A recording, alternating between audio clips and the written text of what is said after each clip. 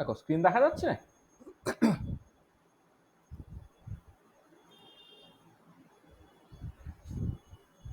Hello, screen দেখা যাচ্ছে? হ্যাঁ স্যার। ঠিক আছে, চল। তাহলে আমরা আগের দুটো ক্লাস জুড়ে রোটেশনাল স্পেকট্রোস্কোপিটাকে শেষ করেছিলাম। তাহলে ওই দুটো ক্লাসের যদি কারো কিছু অসুবিধা থাকে একটু বলে নাও।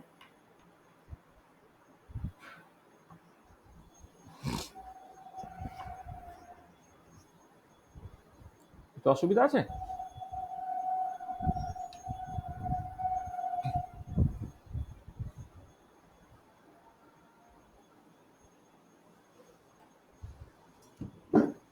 শ্রেয়া কিছু অসুবিধা আছে? শ্রেয়া সেন?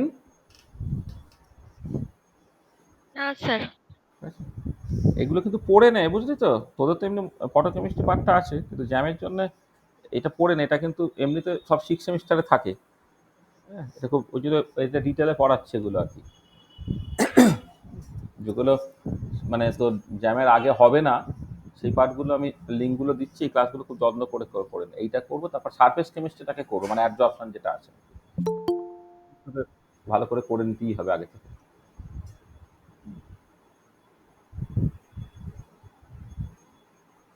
আর জাস্ট কিছু এমসিকিউ মুখস্থ করে কিন্তু হবে না। হ্যাঁ,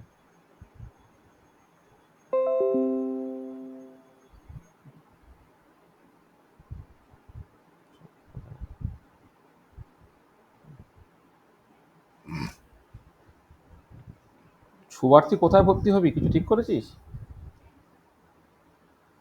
স্যার আইআইটি বোম্বেই তো ইচ্ছা আছে, আর তাহলে কানপুর। হ্যাঁ, বম্বেই ভালো।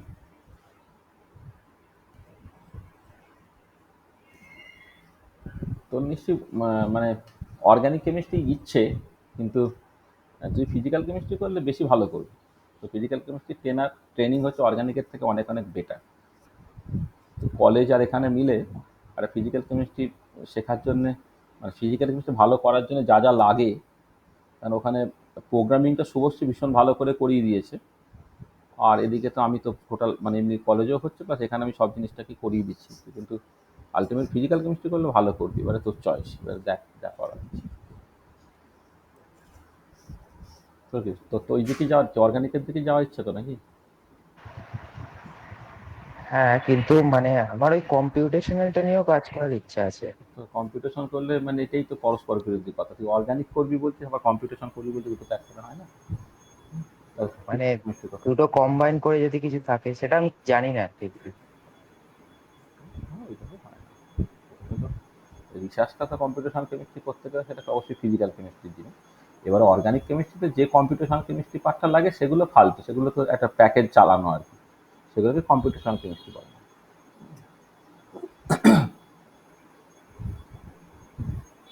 না কিছু না, এটা মানে আমি তো জাস্ট জিজ্ঞেস করার পরে, এখন সেটা সব বড় হচ্ছে। হ্যাঁ, সে তার মতো করে ভাববে। আমি কোনোভাবে বায়াস করে দিতে চাইছি না। এটা ভালো বুদ্ধি করি। চলো, তো what you want to discuss today. তাহলে আজকে আমাদের টোটাল পড়াশোনাটা থাকবে কিসের উপরে? না, পুরোটাই হচ্ছে ভাইব্রেশনাল স্পেকট্রোস্কোপি। ভাইব্রেশনাল or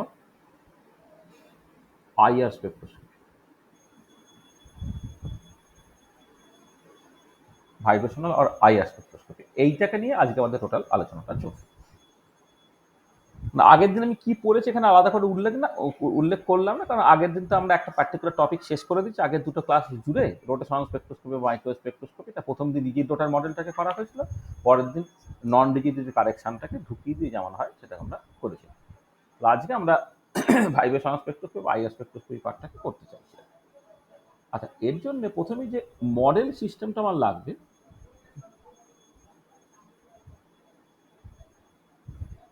দেখো মডেল সিস্টেমটা স্টার্টিংটা হয় তোমার লিনিয়ার সিম্পল হারমোনিক অসিলেটর দিয়ে। স্টার্টিংটা প্রথমে হচ্ছে লিনিয়ার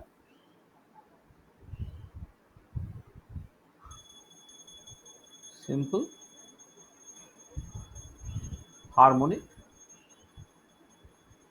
অসিলেটর।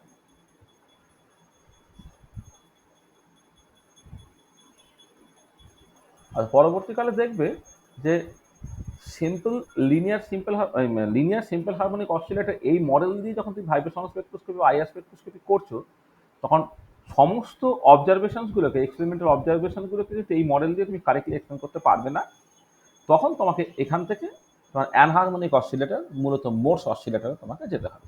তাহলে linear simple harmonic oscillator model দিয়ে তুমি প্রথমে স্টার্ট করো, তারপরে আমি তার লিমিটেশন দেখবো, সেই লিমিটেশন থেকে আমি মোর্স অসিলেটর বা একটা জেনারেল কাইন্ড অফ অ্যানহারমোনিক অসিলেটর এই পার্টিকুলার প্রবলেমে ঢুকে যাওয়ার চেষ্টা করবো।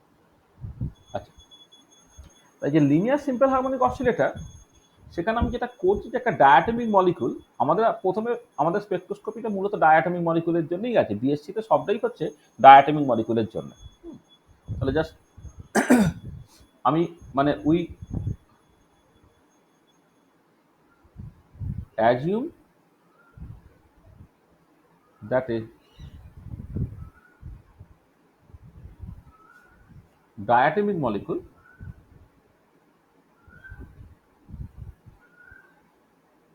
behaves as a linear simple harmonic oscillator। আচ্ছা, তার মানে ব্যাপারটা এইরকম করে ভাবো, ধরো দুটো মাস পয়েন্ট আছে, এই যে এইচ সেল বা এই ধরনের কোনো একটা মলিকুল তুমি কনসিডার করছো, এখানে একটা M1 মাস, এখানে একটা M2 মাস, এরা বেসিক্যালি তোমার একটা স্ট্রিং দিয়ে যেন কানেক্টেড আছে বা স্প্রিং দিয়ে কানেক্টেড আছে, এবং এই স্প্রিংটা যদি তুমি ইকুইলিব্রিয়াম পজিশন থেকে একটুখানি মানে তাকে স্ট্রেচ করে দাও বা কম্প্রেস করে দাও, সে অসিলেট করতে থাকবে। এটা তাহলে আমি এই পার্টিকুলার প্রবলেমটা দিয়ে অ্যাকচুয়ালি স্টার্ট করছি। যদিও লিনিয়ার সিম্পল হারমোনিক অসিলেটর একটা নর্মাল পেন্ডুলাম একটা লিনিয়ার সিম্পল হারমোনিক অসিলেটর, বা ধরো কোনো একটা ফিক্সড জায়গা থেকে কোনো একটা স্প্রিংকে ঝোলানো আছে, একটা মাস ঝুলছে, সে মাসটা অসিলেট করছে আর কি, সেটাও তুমি করতে পারো। কিন্তু আমাদের অ্যাকচুয়ালি যে আমি যখন মলিকুলটাকে কনসিডার করবো, মলিকুলটা মূলত হচ্ছে এই টাইপের। ওই জন্য বাকি সিচুয়েশনগুলো মানে হচ্ছে ধরো এরকম তুমি করতে পারো, একটা দেওয়াল আছে, দেওয়াল থেকে একটা পেন্ডুলাম জাস্ট ধরো ঝুলছে, সেই পেন্ডুলামটা হচ্ছে তোমার এইরকমভাবে এসে অসিলেট করছে, হ্যাঁ, এই পর্যন্ত যেতে পারলো, এই পর্যন্ত যেতে পারলো, হ্যাঁ, এই যে মোশনটা, ঠিক আছে, সেটা হচ্ছে সিম্পল হারমোনিক অসিলেটর। এখানে একটা মাস পয়েন্ট আছে। অথবা কেউ এইরকম করে ভাবতে পারতো, একটা স্প্রিং দিয়ে একটা মাস পয়েন্ট ধরে তোমার ঝোলানো আছে, ঠিক আছে, সেটা তাহলে এখানে পেন্ডুলামটা এইরকমভাবে অসিলেট করছে, এখানে পেন্ডুলামটা এইরকমভাবে অসিলেট করছে, হ্যাঁ, বিভিন্ন রকমের সিচুয়েশন হতে পারে আর কি, ঠিক আছে। কিন্তু আমরা এই ফার্স্ট কেসটাকে কনসিডার করি। আচ্ছা, এবার এইখানে তুমি এই R0টাকে নাও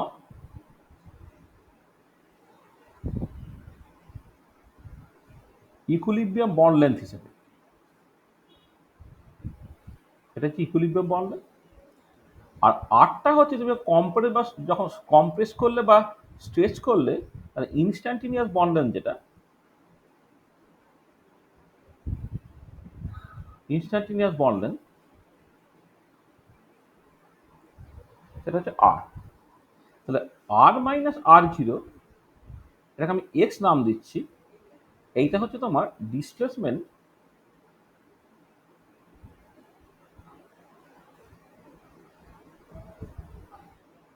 ফ্রম দ্য ইকুইলিব্রিয়াম পজিশন।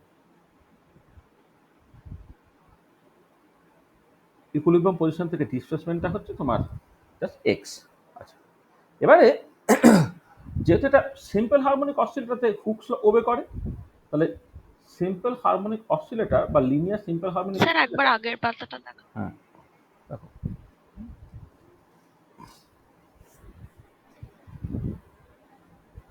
ঠিক আছে স্যার। দেখো linear simple harmonic oscillator obeys Hooke's ল।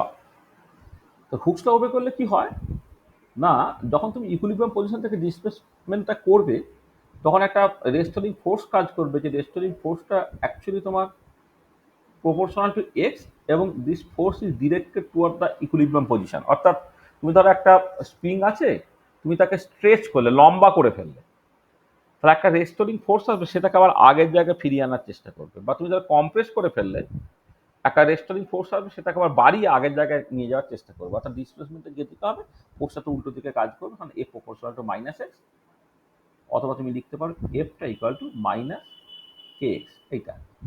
এইটা হচ্ছে হুকস ল এর যে করসপন্ডিং ফর্মটা, F equal to minus K X, যেখানে K is call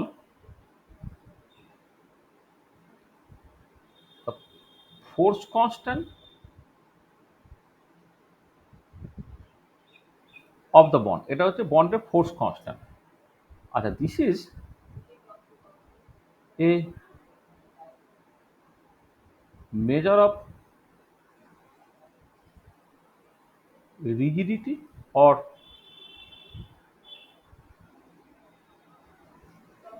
stiffness of the bond. This is the measure of rigidity or stiffness of the bond. ঠিক আছে?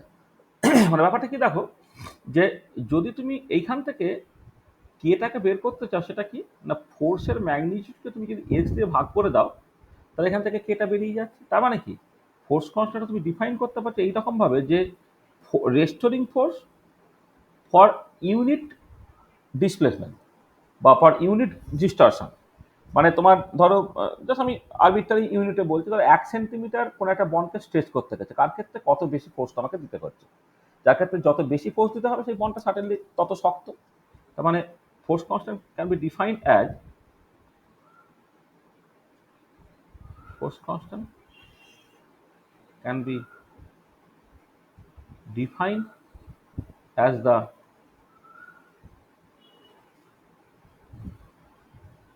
amount of force required per unit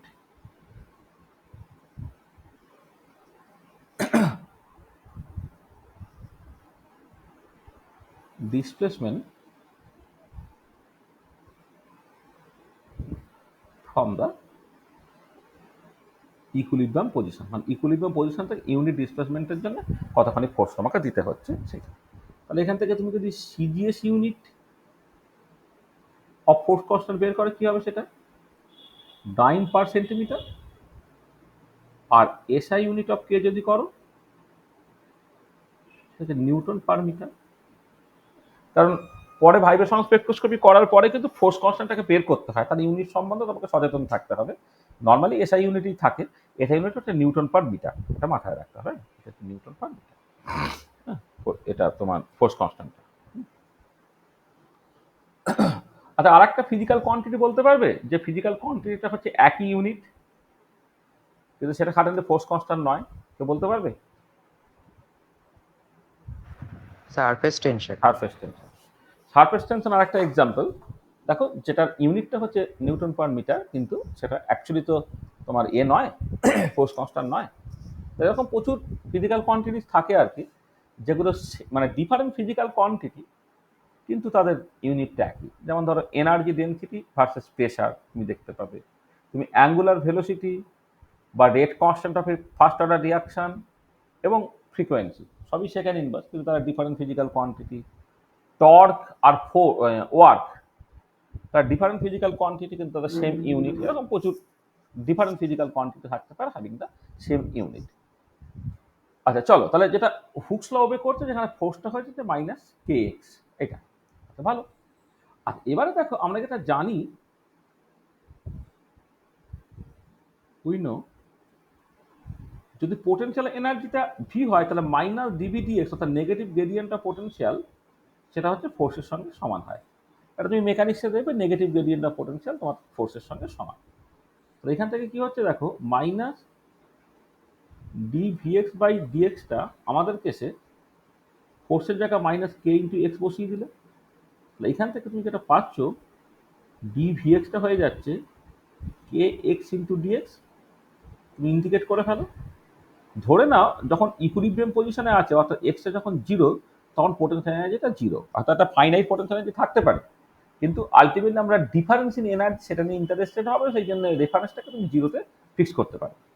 আর যখন displacement for the equilibrium পজিশনটা x হয়ে গেল, তখন ধরে না পোটেনশিয়াল এনার্জিটা ভিএক্স, সেখান থেকে তুমি যেটা পাচ্ছ, পোটেনশিয়াল এনার্জিটাকে তুমি লিখতে পারো হাফ কে এক্স স্কোয়ার এইরকমভাবে তুমি লিখতে পারো।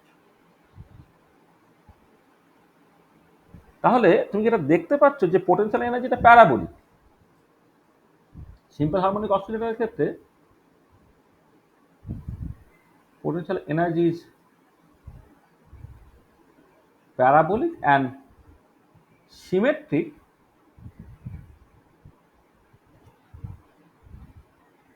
about the equilibrium position, মানে এক্সটা জিরো মানে ইকুইলিব্রিয়াম পজিশনের রেসপেক্টে সেটা হচ্ছে সিমেট্রিক। তুমি ধরো যদি একটা ছবি আঁকো, এই একদম এক্স এর ফাংশন হিসেবে তুমি ছবিটা আঁকো, সেটা কেমন দেখতে হবে, তারপর আমি আর এর ফাংশন হিসেবে দেখাবো।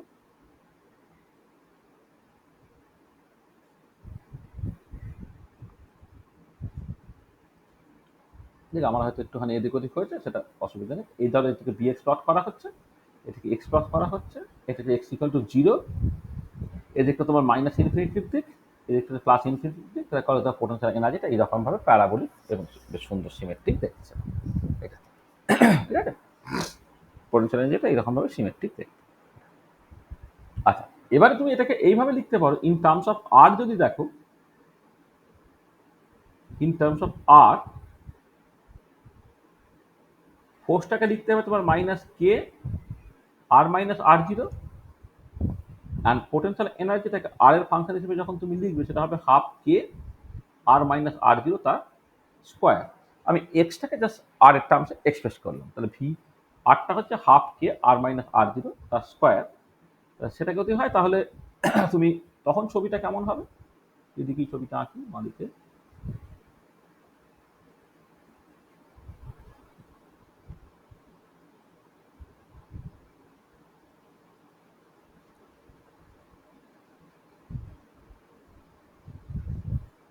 এদিকে আর প্লট করা হচ্ছে, এদিকে V as a function of R plot করা হচ্ছে লিনিয়ার সিম্পল হারমোনিক অসিলেটরের জন্য। ধরে না এরকম একটা পার্টিকুলার জায়গা যেটা হচ্ছে আর ইকুয়াল টু আর জিরো, অর্থাৎ ইকুইলিব্রিয়াম বন্ড লেন্থটা আর জিরো, তার অ্যাবাউটে যখন তুমি অসিলেশনটাকে দেখছো,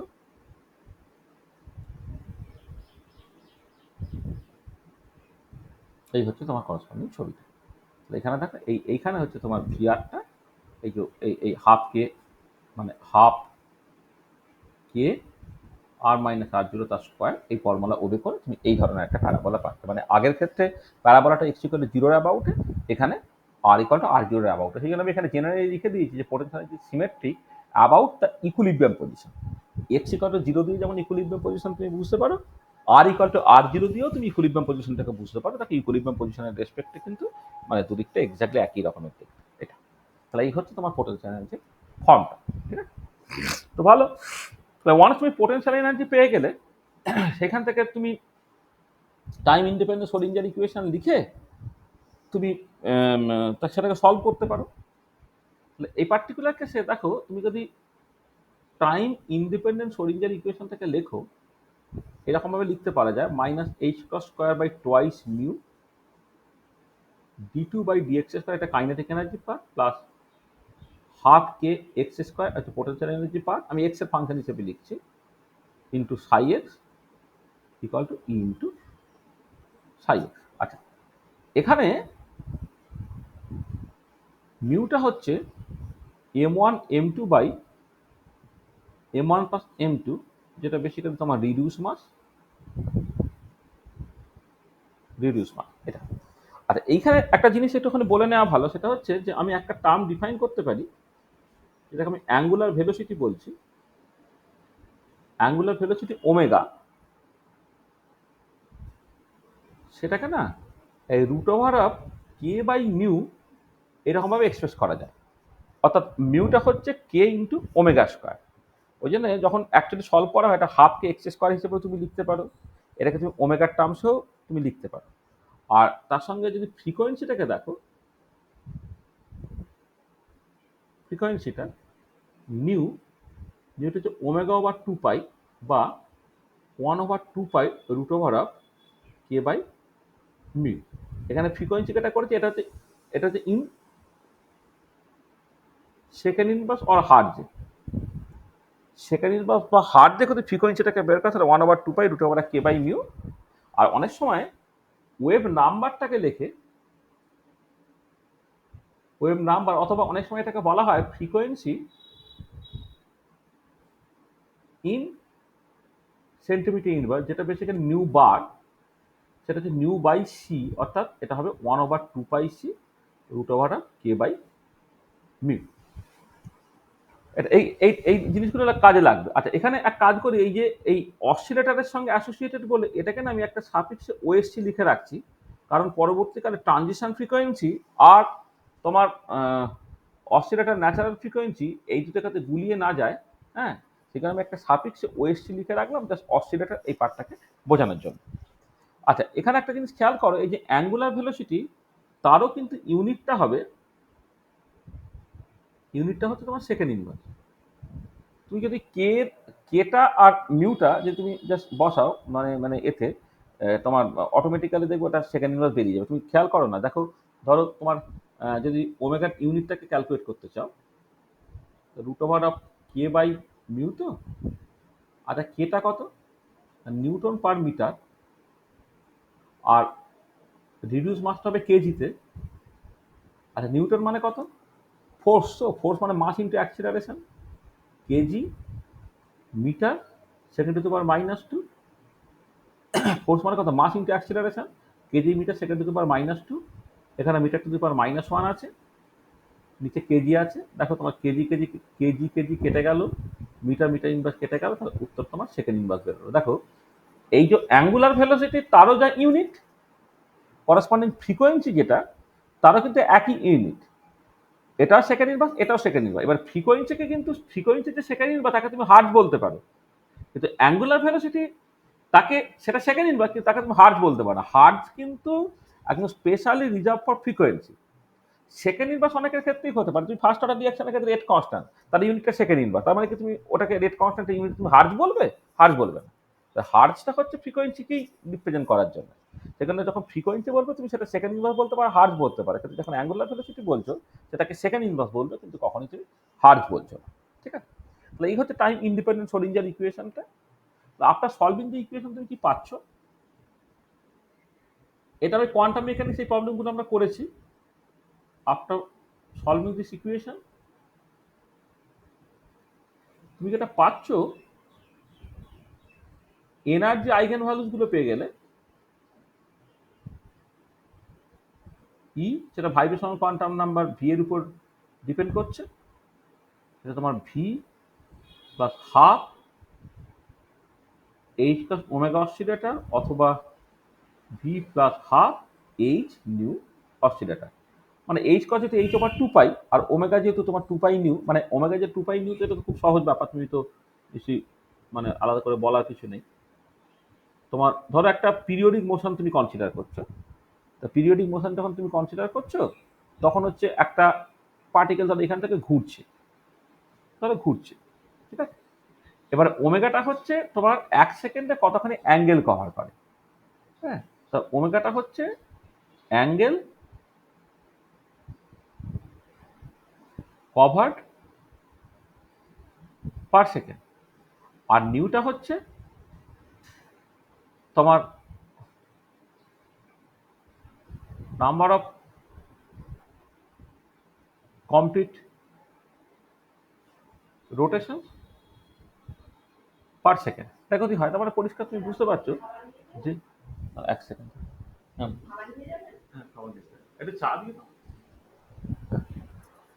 আচ্ছা দেখো, যেটা বলছি যে মানে একবার ঘুরলে তো 2 পাই অ্যাঙ্গেল কভার করা হয়, মানে এখান থেকে গিয়ে এই পুরো এই পর্যন্ত এলো, তার জন্য 2 পাই অ্যাঙ্গেল কভার করা হয়। আর 1 সেকেন্ড এরকম কবার ঘোরা হচ্ছে না, নিউ বার ঘোরা হচ্ছে, তখন omega equal to 2 pi new. তো তুমি পরিষ্কার দেখতে পাচ্ছ, আমি সেটা এখানে ব্যবহার করেছি। এই যে ফ্রিকোয়েন্সিটাকে লিখেছি না, তোমার ওমেগা বাই 2 পাই, অর্থাৎ omega equal to 2 pi new, সেখান থেকে নিউটা হচ্ছে ওমেগা বাই 2 পাই, এরকম ভাবে লেখা হয়েছে। তাহলে তুমি যদি এখানে দেখো এইচ কসটাকে এইচ ওভার 2 পাই লেখো, আর ওমেগাটা 2 পাই নিউ লেখো, তাহলে এটা কেটে গিয়ে তোমার এইচ নিউ অসিলেটর হতে পারে। তার মানে তুমি এনার্জি এক্সপ্রেশনটাই দুটোর যে কোনো একরকম ভাবে তুমি লিখতে পারো, যেখানে ভিটা হচ্ছে 0 1 2 3 ডট ডট ডট ডট, একে বলা হয় ভাইব্রেশনাল কোয়ান্টাম নাম্বার। আচ্ছা, আমাদের বিএসসিতে যে রকমের যে রকমভাবে স্পেকট্রোস্কোপি করতে বলা হয়েছে তাতে তোমার এনার্জি আইগেন ভ্যালুস পেয়ে গেলেই চলবে, ওয়েভ ফাংশন অ্যাকচুয়ালি দরকার নেই, তবু কম্পিউটেশনের জন্য আমি একটুখানি বলে নিই, ডিটেলিংটা বলবো না, জাস্ট এমনি মানে টিপিক্যাল এক্সপ্রেশনটা বলছি।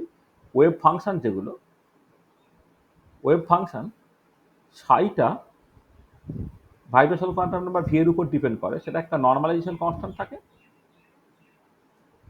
একটা তোমার হারমাইট পলিনোমিয়াল থাকে এইচ সাফিক্সে ভি, তার ফাংশন হচ্ছে root over of alpha x কিন্তু e to the power minus alpha x square by two.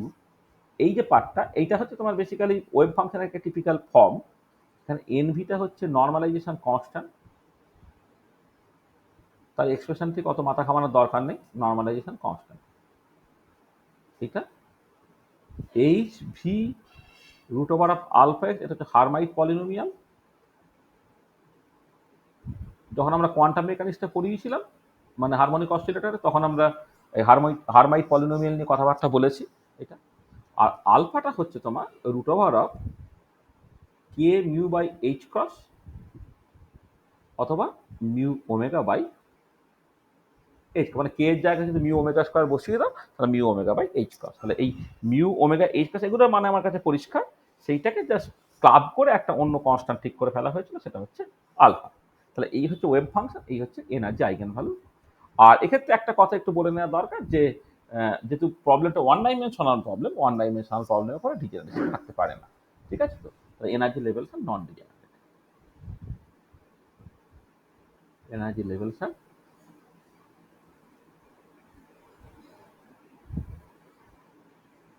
Non degenerate.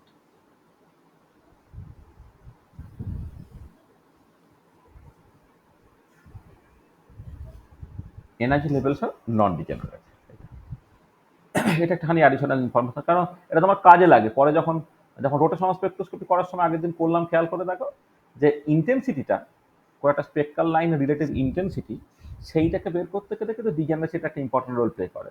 এই মানে রিজিড রোটারের ক্ষেত্রে তোমার ডিজেনারেসি ছিল, সেটা 2j+1 দিয়ে তুমি বলেছিলে, কিন্তু হারমোনিক অসিলেটরের ক্ষেত্রে মানে লিনিয়ার সিম্পল হারমোনিক অসিলেটরের ক্ষেত্রে কিন্তু কোনো ডিজেনারেসি নেই, কিন্তু এনার্জি লেভেলসগুলো হচ্ছে তোমার নন ডিজেনারেট। তাহলে এই মিনিমাম যতটুকু দরকার আমি তোমাকে এখানে বললাম। এবার আমি স্পেকট্রোস্কোপিতে আসছি, ঠিক আছে? আচ্ছা, এবারে তুমি যখন এই যে এনার্জিগুলোকে ক্যালকুলেট করেছো, সেই এনার্জিগুলোকে in the unit of wave number বের করে নাও। In the unit of wave number কি হচ্ছে? In the unit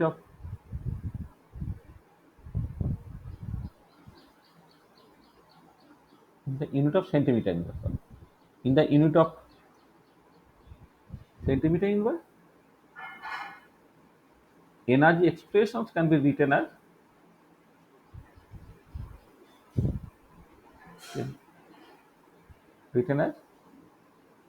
nu bar, or sorry, আচ্ছা ঠিক আছে, nu bar oscillator in the unit of centimetre inverse, এটা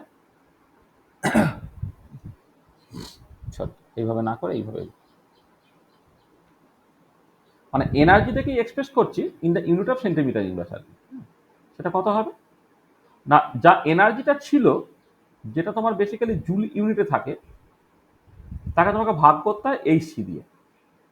তো ভাগ করলে কি দাঁড়াবে, তোমার v plus half into nu bar oscillator হয়ে যাবে, যেখানে কেয়ার করো নিউ বার অসিলেটরটা হয়ে যাবে 1/2πc root over K by mu.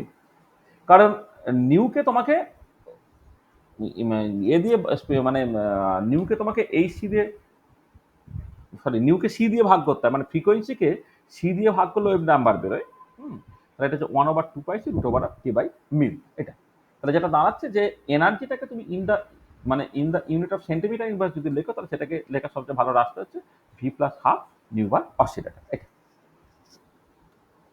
আসলে মানে আমি কেন এগুলো করছি, সেটা রিজিড রোটারের ক্ষেত্রে তোমার নিশ্চয়ই অলরেডি পরিষ্কার হয়ে গেছে। এই যে micro spectroscopy, Iger spectroscopy, Raman spectroscopy, এক্ষেত্রে এই স্পেকট্রাল লাইনগুলোকে এক্সপ্রেস করা হয় in the unit of centimetre inverse. যেমন ইউভি ভিজিবল স্পেকট্রোস্কোপি তো ওটাকে ল্যামডা ম্যাক্স দিয়ে বা ওয়েভ লেন্থ দিয়ে এক্সপ্রেস করা হয়।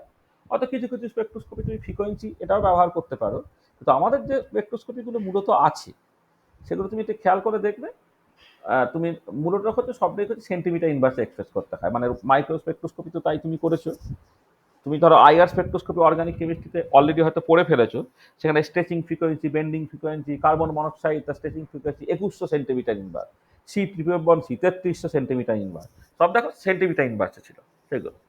পরে রামন স্পেকট্রোস্কোপি যখন করবে তখনও দেখো সব সেন্টিমিটার ইনভার্সে হচ্ছে। ওই জন্য এনার্জিটাকে মানে দুটো ধরো দুটো লেভেল, যে লেভেল থেকে যে লেভেলে ট্রানজিশন হতে পারে, দুটো লেভেলের মধ্যে এনার্জি গ্যাপটাকে বের করে তাকে এইচসি দিয়ে ভাগ করলে তুমি ওয়েভ নাম্বারটা পেতে, বা transition frequency in the unit of centimetre inverse তুমি পেতে। আমি ওই জন্য আগে থেকে এইচসিটা থেকে ভাগ করে, এইচসি দিয়ে ভাগ করে রেখে দিলাম, ঠিক আছে। আর এবার এখানে দেখো এই spacing between two successive energy levels কি হচ্ছে। Spacing between two successive energy level delta epsilon bar ধরে নাও ভি থেকে ভি প্লাস ওয়ানে যাচ্ছে সেন্টিমিটার ইনভার্স। কি হবে তাহলে সেটা?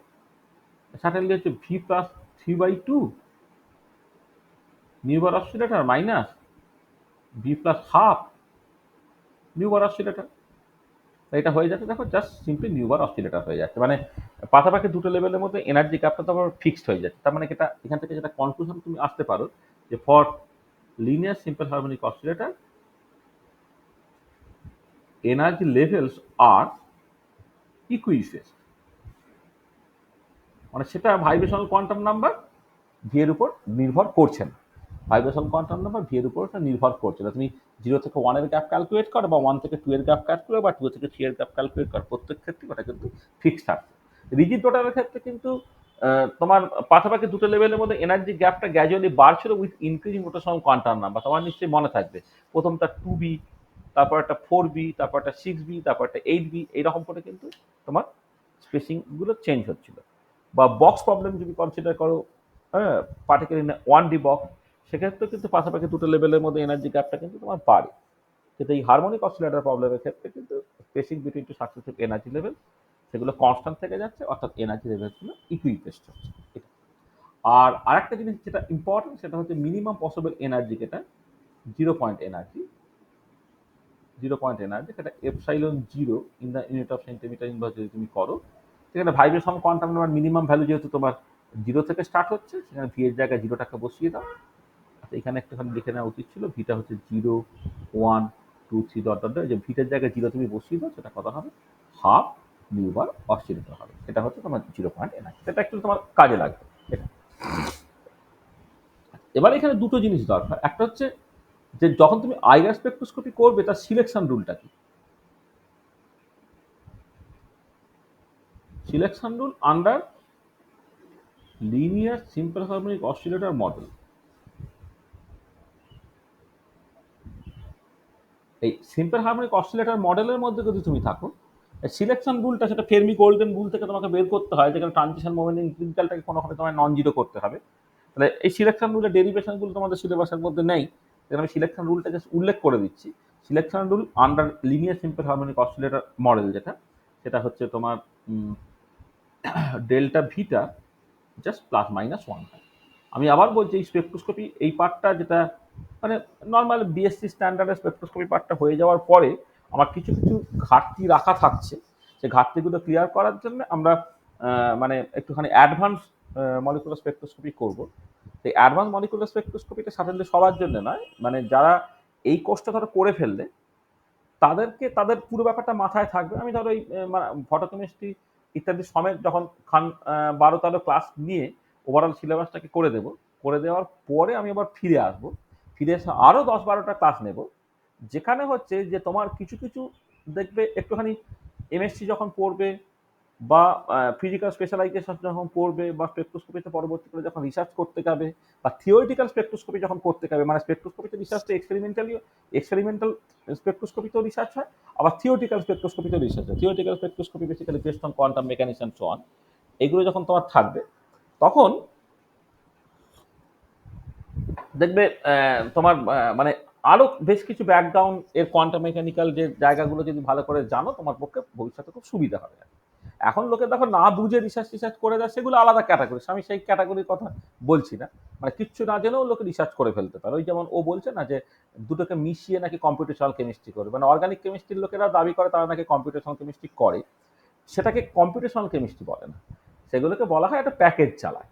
হ্যাঁ, সে না 4 লাইন প্রোগ্রাম লিখতে পারবে, না একটা থিওরি ডেভেলপ করতে পারবে, তারা কম্পিউটেশনাল কেমিস্ট্রি। কম্পিউটেশনাল কেমিস্ট্রি মানে কি, কোয়ান্টাম মেকানিক্স তোমাকে খুব ভালো করে জানতে হবে, প্রোগ্রামিং খুব ভালো করে জানতে হবে। তারা দুটোই জানে না, কিন্তু তারা দাবি করে নাকি কম্পিউটেশনাল কেমিস্ট্রি করে। আমি ওই টাইপের ধাপ্পা রিসার্চের কথা বলছি না। হ্যাঁ, ঠিক ঠিক রিসার্চ করতে গেলে তখন এই স্পেকট্রোস্কোপি যেটা আমি বলছি, এগুলো এমপিরিক্যাল, যেটা বেসিক্যালি ব্যানোয়েল টাইপের যে স্পেকট্রোস্কোপি আর কি এখানে। কিন্তু কোয়ান্টাম মেকানিক্সটা প্রপারলি, আমি কোয়ান্টাম মেকানিক্স কোথায় কোথায় লাগতে ডাকতে পারে সেগুলো আমি বলে যাচ্ছি। যেমন সেই যে সিলেকশন রুল, ধরো আমি যা লিখে দিলাম ডেল্টা ভি ইকুয়াল টু +-1, তাহলে একজন ইনকিউজিটিভ বাচ্চার ক্ষেত্রে অবশ্যই এটা মেনে নেওয়া কঠিন যে কি করে ডেল্টা ভিটা জাস্ট সিম্পল। হ্যাঁ, একটা ইনকিউজিটিভ বাচ্চার পক্ষে এটা মেনে নেওয়া বেশ কঠিন যে ডেল্টা ভিটা জাস্ট আপনি +-1 বলে দিলেন, এটা এলো কোথা থেকে। হ্যাঁ, অবশ্যই আমি এখানে আমি আমার লিমিটেশনের কথাটা বলছি যে এই সিলেকশন হলে ডেরিভেশনটা করতে গেলে যে ব্যাকগ্রাউন্ডটা তোমার তৈরি করতে হবে, সেই ব্যাকগ্রাউন্ডটা তৈরি করার সময় এখন নেই। হ্যাঁ, কারণ এক্ষেত্রে তোমার পারটারবেশন থিওরি জানতে হবে, তাও আবার টাইম ডিপেন্ডেন্ট পারটারবেশন থিওরি।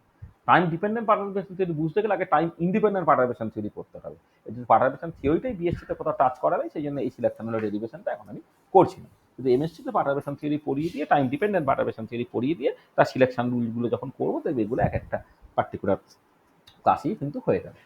যাক, এটা মেনে নাও ফর দ্য টাইম বিং যে সিলেকশন রুলটা হচ্ছে ডেল্টা ভি ইকুয়াল টু +-1, অর্থাৎ পাশাপাশি দুটো লেভেলের মধ্যেই কিন্তু ট্রানজিশনটা ঘটবে।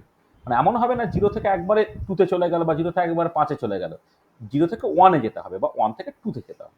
এইটা ঠিক আছে, এটা হচ্ছে ইম্পর্টেন্ট যে selection rule under linear simple harmonic oscillator model delta v equal two +-1 এটা। আচ্ছা, আরেকটা জিনিস দরকার, সেটা হচ্ছে যে যে সমস্ত মলিকুল বা সমস্ত ভাইব্রেশনাল মোড সে কিন্তু আইআর স্পেকট্রোস্কোপিতে রেসপন্স করবে না। তাহলে to be active in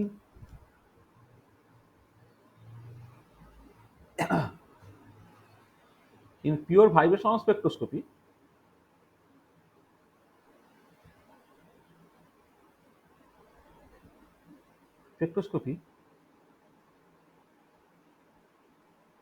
there must be a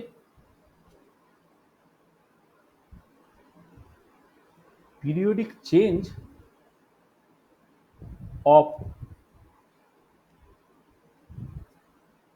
induced dipole moment, এখানে পার্মানেন্ট ডাইপোল মোমেন্ট না, ইনডিউসড ডাইপোল মোমেন্ট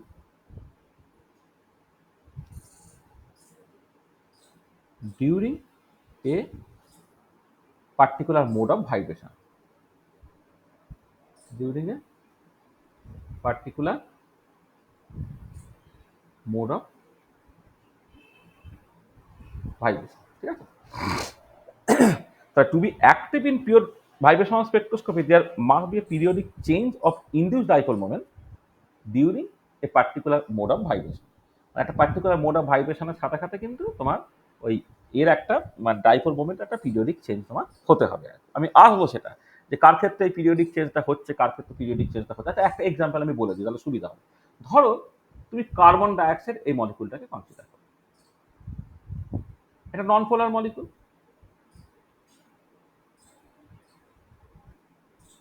নন পোলার মলিকুল মানে তার ডাইপোল মোমেন্টটা এমনিতে 0, তাহলে এর পার্মানেন্ট ডাইপোল মোমেন্টটা কিন্তু 0 হলো।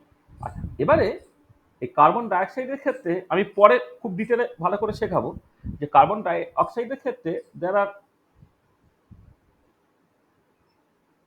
4 ভাইব্রেশনাল মোডস। আমি এগুলো পরে ভালো করে শেখাবো। হ্যাঁ, কতগুলো মোড থাকতে পারে ইত্যাদিতে। there are 4 ভাইব্রেশনাল মোডস, ঠিক আছে। একটা হচ্ছে তোমার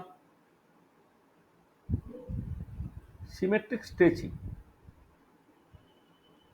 সিমেট্রিক স্ট্রেচিং মানে কিরকম, দেখো ধরো তুমি আমি কতগুলো স্ক্রিনশট নিলে তুমি বুঝতে পারো। ধরো এখানে কার্বন ডাইঅক্সাইড আছে, তার ডাইপোল মোমেন্ট 0। আর সিমেট্রিক স্ট্রেচিং মানে দুটো বন্ড একসাথে ছোট হতে পারে, অথবা দুটো বন্ড একসাথে বড় হতে পারে। যাই হোক না কেন, দেখো এখানেও ডাইপোল মোমেন্ট 0, এখানেও dipole moment 0।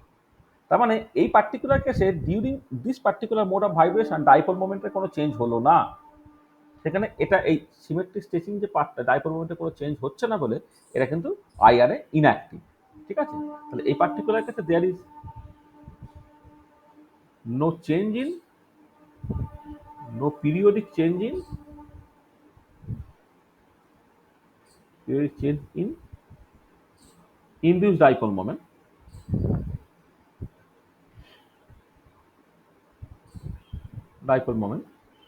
and hence this is IR inactive. আচ্ছা, whereas যখন তুমি অ্যাসিমেট্রিক স্ট্রেচিংটাকে করছো,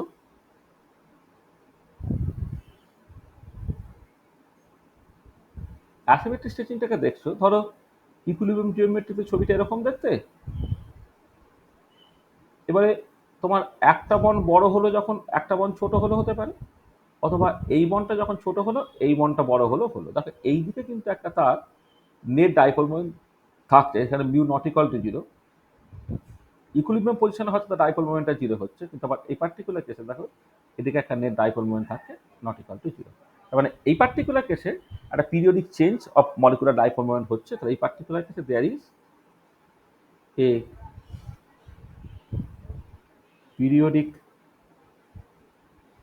change in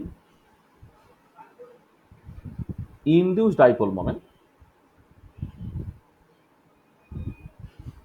and hence this mode is IR active. 3 নম্বর হচ্ছে তুমি ধরো সিমেট্রিক বেন্ডিংটাকে কনসিডার করো। সিমেট্রিক বেন্ডিং এখানে তোমার ডিজেনারেট, মানে ইন প্লেন বেন্ডিং হতে পারে, আউট অফ প্লেন বেন্ডিং হতে পারে। ইকুইলিব্রিয়াম জিওমেট্রিতে তার ডাইপোল মোমেন্টটা সার্টেনলি 0 ছিল, সেখানে মলিকুলটা নন পোলার। যখন তুমি বেন্ডিংটাকে দেখলে এই পার্টিকুলার কেসে কিন্তু একটা নেট ডাইপোল মোমেন্ট তোমার নিচের দিকে থেকে যাচ্ছে, অথবা আর একটা এক্সট্রিম যে বেন্ডিং যেটা উল্টো দিকে অক্সিজেনগুলো চলে গেছে, এক্ষেত্রে তার একটা নেট ডাইপোল মোমেন্ট থেকে যাচ্ছে যেটা নট ইকুয়াল টু 0। এর ক্ষেত্রে ঠিক একই রকমের সিচুয়েশন, সেটা কিন্তু আইআর এ অ্যাক্টিভ হচ্ছে। তো দেখো কার্বন ডাইঅক্সাইড একটা মলিকুল, সেই মলিকুলটা অ্যাজ এ হোল নন পোলার, কিন্তু তার যে বিভিন্ন ভাইব্রেশনাল মোড আছে, সেই ভাইব্রেশনাল মোডগুলোর মধ্যে যেগুলো তোমার ইনডিউস ডাইপোল মোমেন্টে একটা পিরিয়ডিক চেঞ্জ হবে during a particular mode of vibration, সেইগুলোর ক্ষেত্রে ওটা আইআর অ্যাক্টিভ হবে, আর যদি সেটা না হয় সেটা হচ্ছে ইনঅ্যাক্টিভ হবে। কার্বন ডাইঅক্সাইডকে এক্সাম্পল হিসেবে আমি দেখালাম যে মলিকুলটা দেখো, মানে আইআর অ্যাক্টিভ হতে গেলে মলিকুলটা পোলার হতে হবে, কোনো বাধ্যবাধকতা নেই। বা যেটা আমি মাইক্রো স্পেকট্রোস্কোপি বা রোটেশনাল স্পেকট্রোস্কোপির ক্ষেত্রে দেখেছিলাম যে মলিকুলটাকে অবশ্যই পোলার হতে হবে। এক্ষেত্রে মলিকুলটাকে পোলার হতে হবে না, মলিকুলটা নন পোলার হলেও কোনো আপত্তি নেই, কিন্তু যেটা কথা সেটা হচ্ছে during the particular mode of vibration তোমার ইনডিউস ডাইপোল মোমেন্টে পিরিয়ডিক চেঞ্জটা অ্যাটলিস্ট তোমার হতে হবে।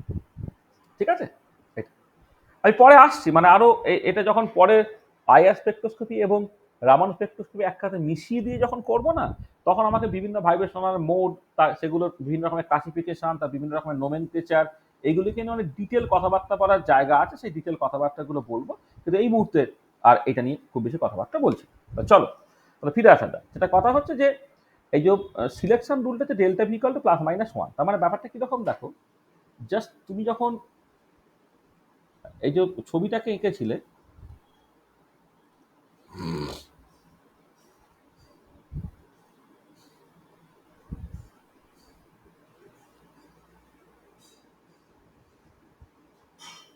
এদিকে পোটেনশিয়াল এনার্জিটাকে প্লট করা হচ্ছে, এদিকে ইন্টারনিউক্লিয়ার সেপারেশনটাকে প্লট করা হচ্ছে।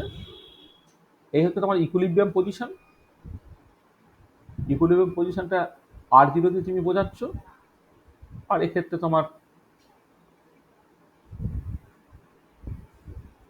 আমার ছবিটা হয়তো একটুখানি ঠিকঠাক হচ্ছে না, কিন্তু মোটামুটিভাবে তোমার দেখালাম এটা। আচ্ছা, এখানে আবার বিভিন্ন এনার্জি লেভেলগুলো আছে। এই একটা এনার্জি লেভেল, এই একটা এনার্জি লেভেল, এই একটা এনার্জি লেভেল, এই একটা এনার্জি লেভেল, এই একটা এনার্জি লেভেল, এগুলো সব ইকুইপেস্ট এনার্জি লেভেল, মানে ভি ইকুয়াল টু তোমার 0, 1, 2, 3, 4 এসব। ঠিক আছে, তাহলে এই হচ্ছে তোমার বিভিন্ন এনার্জি লেভেলসগুলো হচ্ছে। এবার ট্রানজিশনটা যখন ঘটছে, এই ট্রানজিশনগুলো ঘটতে পারবে যখন অ্যাবজর্পশন হবে আর কি, বা এমিশন হলে উপর থেকে নিচে নেমে আসতে পারে। মানে vibrational spectroscopy basically absorption spectroscopy. হ্যাঁ, মানে এগুলো এমিশন হয় না, অ্যাবজর্পশনই হয়। তাহলে কখনোই এমন হবে না যে লাফিয়ে 0 থেকে একদম 2 তে চলে গেল, সেগুলো কখনো হবে না। এটা তার মানে তুমি যে লেভেল থেকে ট্রানজিশনটা হোক না কেন, প্রত্যেক ক্ষেত্রে দেখবে ট্রানজিশন ফ্রিকোয়েন্সিটা এক্স্যাক্টলি একই হচ্ছে। তাহলে দেখো দেখো ইউজুয়ালি যেটা হয়, usually ground vibrational level is mostly populated at room temperature. Room টেম্পারেচারে লোয়ার ভাইব্রেশনাল লেভেলটা বা গ্রাউন্ড ভাইব্রেশনাল লেভেলটাই কিন্তু মোস্টলি পপুলেটেড হচ্ছে। তাহলে usually ground vibrational level is mostly populated at room temperature, and hence transitions takes place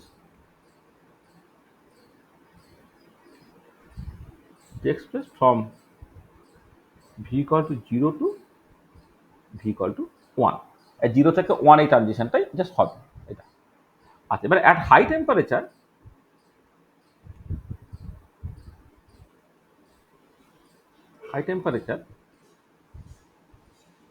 several excited vibrational levels may be significantly populated, and hence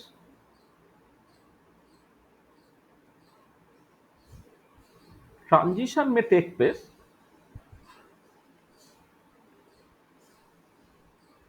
from v equal to 1 থেকে v equal to 2, v equal to 2 থেকে v equal to 3 and so on.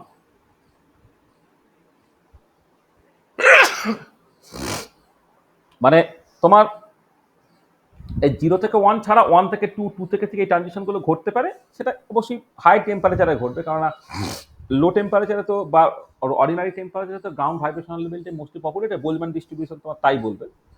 Excited vibrational লেভেলের পপুলেশনগুলো নেগলিজিবলি small, কিন্তু যদি টেম্পারেচারটা বাড়াও তাহলে কিন্তু তোমার এক্সাইটেড ভাইব্রেশনাল লেভেলগুলো মোটামুটি পপুলেটেড হতে পারে এবং এক্সাইটেড ভাইব্রেশনাল লেভেল থেকে ট্রানজিশনটা হতে পারে। কিন্তু হলেও তুমি কিছু বুঝতে পারবে না, কারণ প্রত্যেকটা ক্ষেত্রে একই ফ্রিকোয়েন্সিতে ট্রানজিশনটা ঘটবে। 0 থেকে 1ও যে ফ্রিকোয়েন্সিতে ট্রানজিশনটা ঘটবে, 1 থেকে 2এও সেই ফ্রিকোয়েন্সিতে ট্রানজিশন ঘটবে, কারণ এনার্জি লেভেলসগুলো ইকুইপেড। এটা তার মানে যেটা দাঁড়াচ্ছে যে but all transitions take place at a particular fixed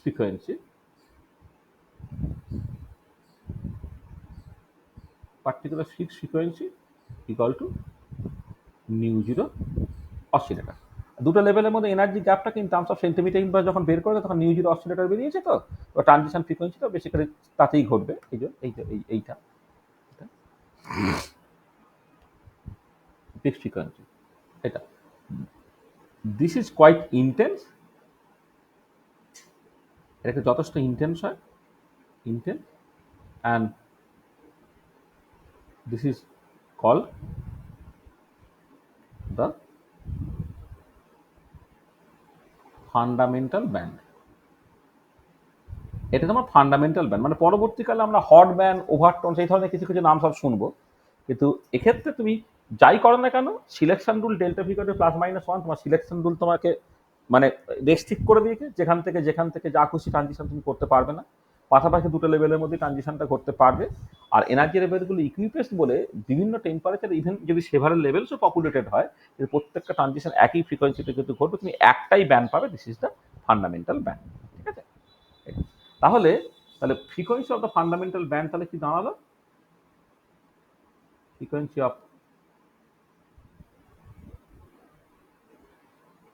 fundamental band, ধরে নাও এটা নিউ বার ফান্ডামেন্টাল, সেটা নিউ বার অসিলেটরের সঙ্গে সমান। এটা কত? 1/2πc √k/μ। সেখান থেকে দেখো ফোর্স কনস্ট্যান্ট যদি তুমি বের করতে চাও, ফোর্স কনস্ট্যান্ট এটাই অ্যাকচুয়ালি এখান থেকে বের করতে হয়, কেটা কত হবে, ফোর্স কনস্ট্যান্টটা হয়ে যাচ্ছে 4 pi square c square mu into nu bar oscillator তার স্কোয়ার বা নিউ বার ফান্ডামেন্টাল তার স্কোয়ার, তুই যেভাবে ভাববে।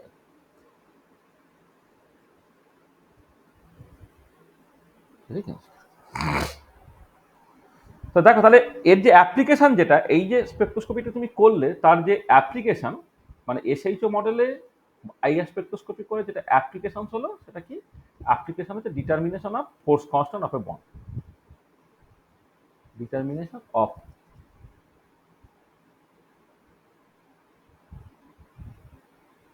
Force constant of A bond, একটা বন্ডের ফোর্স কনস্ট্যান্টটাকে বের করে ফেলা। তাহলে এটা কি করে বের করছো তুমি, from the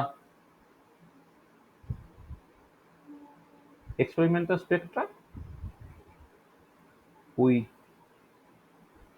get the frequency of fundamental ব্যান্ডের ফ্রিকোয়েন্সিটা পেয়ে গেলাম, সেটা কি নিউ বার ফান্ডামেন্টাল, সেটা হচ্ছে নিউ বার অসিলেটরের সঙ্গে সমান, যেটা ইকুয়াল টু 1/2πc k/μ। এটা সেখান থেকে তোমার ফোর্স কনস্ট্যান্টটা কি হয়ে যাচ্ছে, ফোর্স কনস্ট্যান্ট এটা হচ্ছে 4 pi square c square mu into nu bar fundamental তার স্কোয়ার বা নিউ বার অসিলেটর তার স্কোয়ার।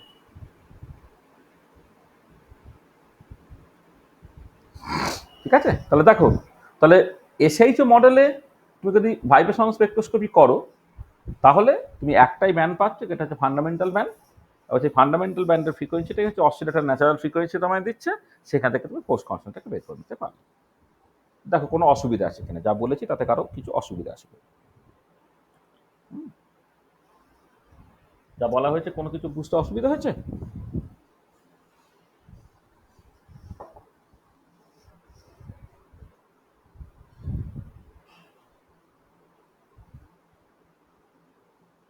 কিছু অসুবিধা হয়েছে? ঠিক আছে নাকি? ঠিক আছে হ্যাঁ স্যার। স্যার ঠিক আছে। চল। আর এটা যে কেন আইআর স্পেকট্রোস্কোপি বলে সেটা তোমার কাছে খুব পরিষ্কার, কারণ এই ট্রানজিশনটা ঘটছে, মানে এই যে স্পেকট্রোস্কোপিটা ঘটছে সেটা আইআর রিজিয়নের লাইটটাকে ব্যবহার করছে। মানে এটা জানাচ্ছে যে nu bar fundamental or nu bar oscillator lies in the IR region of electromagnetic radiation spectrum. Hence,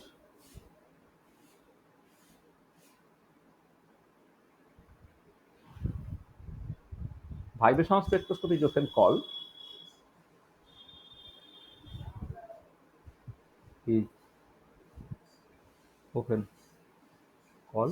the IR spectroscopy. ঠিক আছে, হয়েছে?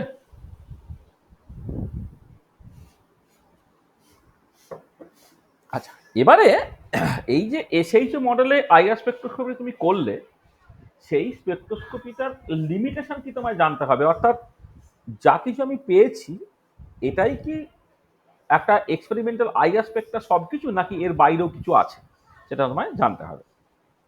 তাহলে নেক্সট যে জায়গাটা তোমায় কনসেন্ট্রেট করতে হবে সেটা হচ্ছে limitation. Limitations of simple harmonic oscillator model. Simple harmonic oscillator মডেলের যে লিমিটেশনটা আছে সেটা কি, মানে সিম্পল হারমোনিক অসিলেটর মডেল দিয়ে যে আইআর স্পেকট্রোস্কোপিটা বোঝা তার লিমিটেশন। আচ্ছা, লিমিটেশনটা মূলত থ্রি ফোল্ড। ঠিক আছে, there are three major limitations.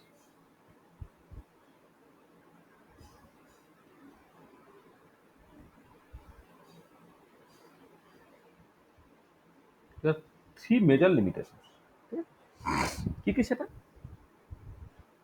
আচ্ছা, প্রথম যে লিমিটেশনটা সেটা খেয়াল করো, এই যে সিম্পল হারমোনিক অসিলেটরের ক্ষেত্রে যে পোটেনশিয়াল এনার্জির যে, মানে এটা মানে পোটেনশিয়াল এনার্জির যে করসপন্ডিং প্যারাবোলিক বা সিমেট্রিক হওয়াটা, তুমি খেয়াল করো যে এই ইকুইলিব্রিয়াম পজিশন থেকে তুমি যত বেশি স্ট্রেচ করছো বা কম্প্রেস করছো, ধরো স্ট্রেচ করছি, স্ট্রেচ করা মানে আরটা যেখানে গ্রেটার দেন R0, তা তুমি খেয়াল করে দেখো যত বেশি স্ট্রেচ করছো পোটেনশিয়াল এনার্জি কিন্তু তত বাড়ছে।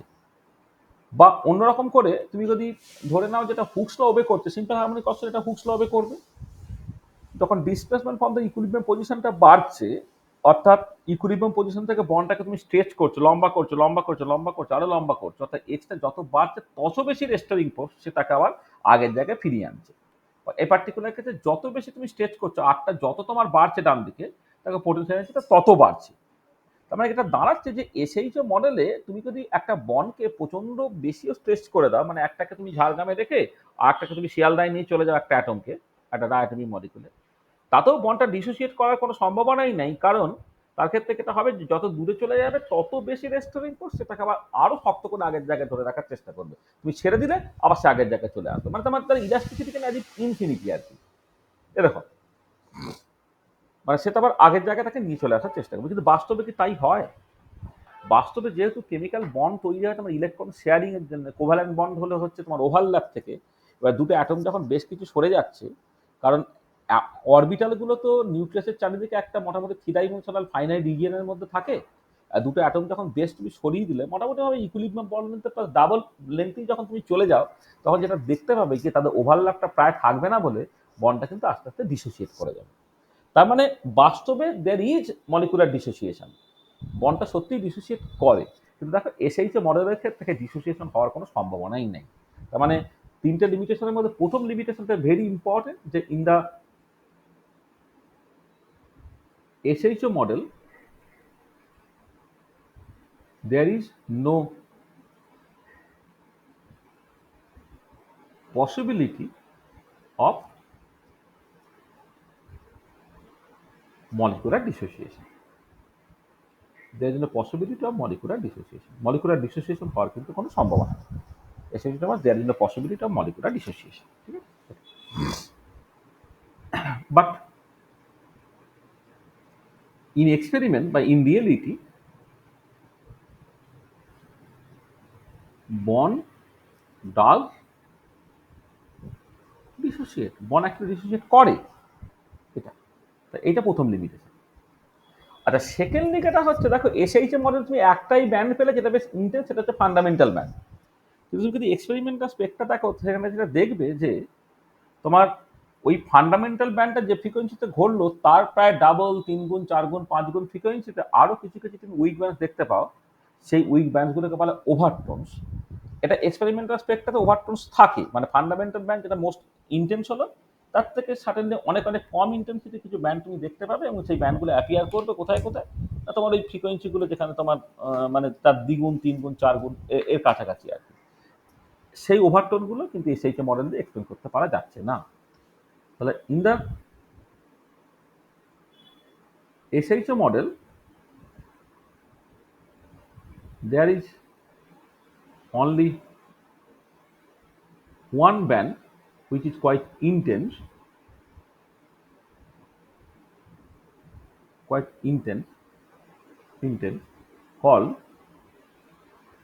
the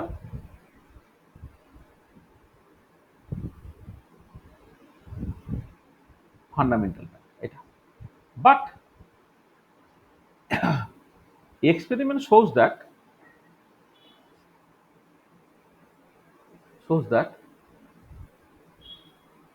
at frequencies near the integral multiple of frequencies of but experiment shows that at frequencies near the integral multiple of frequencies of the fundamental band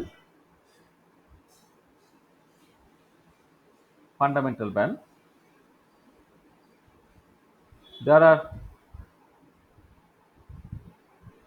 some other weak bands. They are called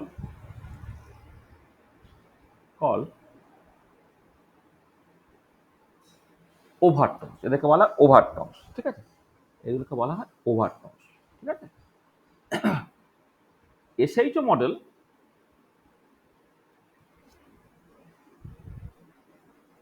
cannot explain the existence of overtone. SIT model দিয়ে এই ওভারটোনের এক্সিস্টেন্সটাকে তুমি কোনোভাবেই explain করতে পারছো না। তুমি তো দেখলে তোমার যা সিলেকশন রুল ফিক্স করে দেওয়া হয়েছে, delta v equal to plus minus one, energy লেভেলগুলো একদম ইকুইপেস্ট হয়ে গেছে, সেখানে তুমি যেভাবেই করো না কেন তুমি জাস্ট একটাই ব্যান্ড পাচ্ছ, এটা হচ্ছে ফান্ডামেন্টাল ব্যান্ড, একটা পার্টিকুলার ফ্রিকোয়েন্সিতে ব্যান্ড পাচ্ছ, এটা হচ্ছে ফান্ডামেন্টাল ব্যান্ড। কিন্তু বাস্তবে দেখতে পাওয়া যাচ্ছে যে ফান্ডামেন্টাল ব্যান্ডের দ্বিগুণ, তিনগুণ, চারগুণ, পাঁচগুণ ফ্রিকোয়েন্সিতে আরও কিছু কিছু উইক ব্যান্ড দেখতে পাওয়া যাচ্ছে, দেখা বলছে ওভারটোন। সেই ওভারটোনের যে এক্সিস্টেন্সটা সেটা কোনো রকমভাবে তুমি এসএইচও মডেল দিয়ে এক্সপ্লেন করতে পারছো না। আর হচ্ছে সেকেন্ড লিমিটেশন।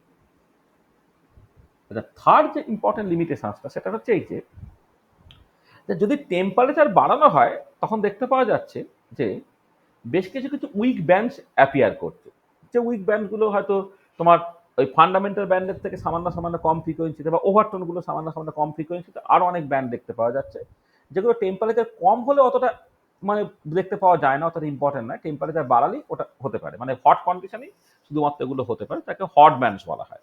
এই হট ব্যান্ডসের এক্সিস্টেন্সটাও হচ্ছে তোমার এসএইচও মডেল দিয়ে এক্সপ্লেন করতে পারা যাচ্ছে না। when temperature is sufficiently high, temperature is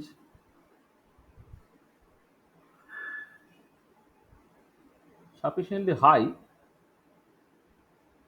then when temperature is sufficiently high, then we then then then there appear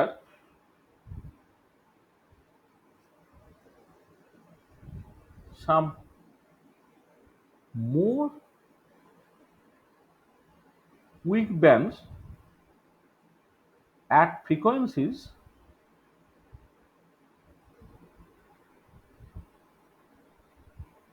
slightly less than the frequencies of incident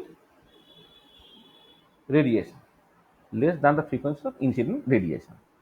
Oh, sorry. At some frequencies less than the frequencies of fundamental bands, frequencies of fundamental bands,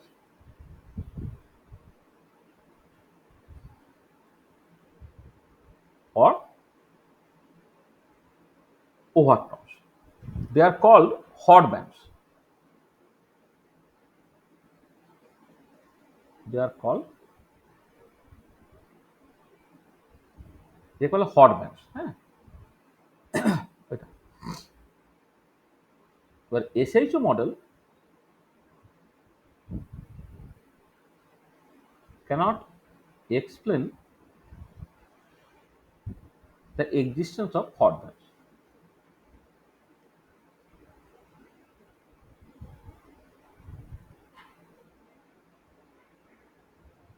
SHO model cannot explain the existence of hot bands.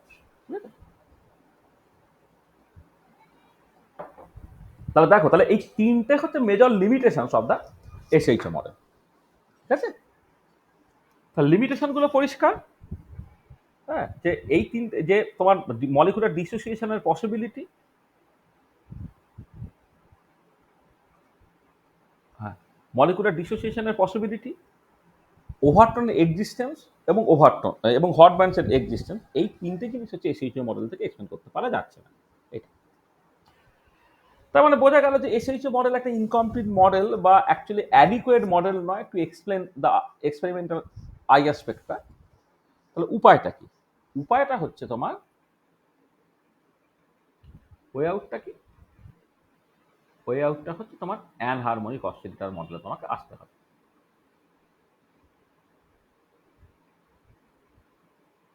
মানে harmonic oscillator দিয়ে আর চলবে না, তোমাকে অ্যানহারমোনিক oscillator দিয়ে তোমাকে ব্যাপারটাকে বুঝতে হবে। আচ্ছা, এবারে তুমি এই যে অ্যানহারমোনিক অসিলেটর মডেলের কথা বলছো,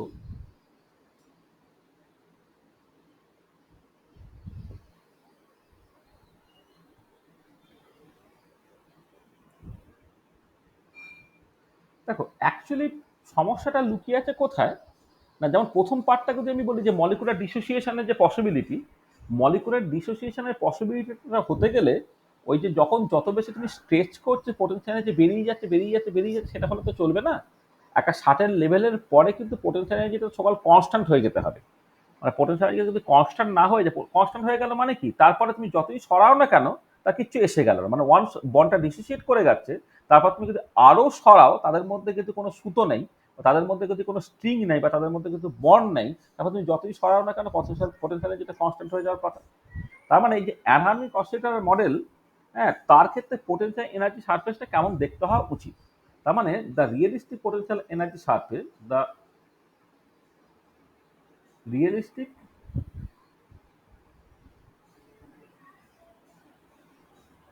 potential energy surface should have the following properties. Should have the following properties. কি কি? আচ্ছা, এক নম্বর হচ্ছে যেটা তোমরা অনেক আগে থেকেই জানো, কিন্তু ইকুইলিব্রিয়াম পজিশন থেকে ডিসপ্লেসমেন্টটা খুব কম হয়, তখন যে কোনো অসিলেটরই হারমোনিক অসিলেটরের মতো। মানে তুমি দেখো যখন কোনো একটা পোটেনশিয়াল এনার্জি মিনিমা দিয়ে যায়, সেই মিনিমার জায়গাটা দেখো সবসময় প্যারাবোলিক দেখতে, এবং এটা অবভিয়াস যে মানে এসআইচও মডেল কখন কাজ করে কখন কাজ করে না, তোমার 11-12 যে নলেজ সেখান থেকে তুমি দেখেছো, যদি ইকুইলিব্রিয়াম পজিশন থেকে ডিসপ্লেসমেন্টটা খুব কম হয় তখন কিন্তু এসআইচও মডেলটা কাজ করে। তার মানে প্রথম এই যে পোটেনশিয়াল এনার্জি সারফেসটা কেমন দেখতে হবে, তার ক্ষেত্রে প্রথম যেটা সেটা হচ্ছে নিয়ার দ্য ইকুইলিব্রিয়াম জিওমেট্রি, সেটা ওই এক্স স্কোয়ারের সঙ্গে প্রপোর্শনাল হবে বা আর মাইনাস আর জিরো তার স্কোয়ারের সঙ্গে প্রপোর্শনাল হবে। তার মানে প্রথম যেটা হচ্ছে যে near the equilibrium geometry, near the equilibrium geometry, near the equilibrium geometry,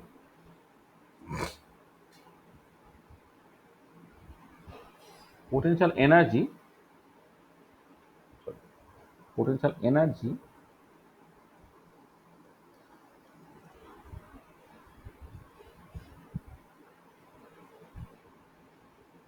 will be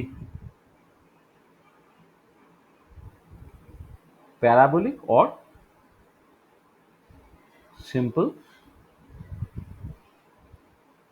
harmonic. এটা প্রথম। near the equilibrium geometry potential energy will be parabolic or simple harmonic, এটা first.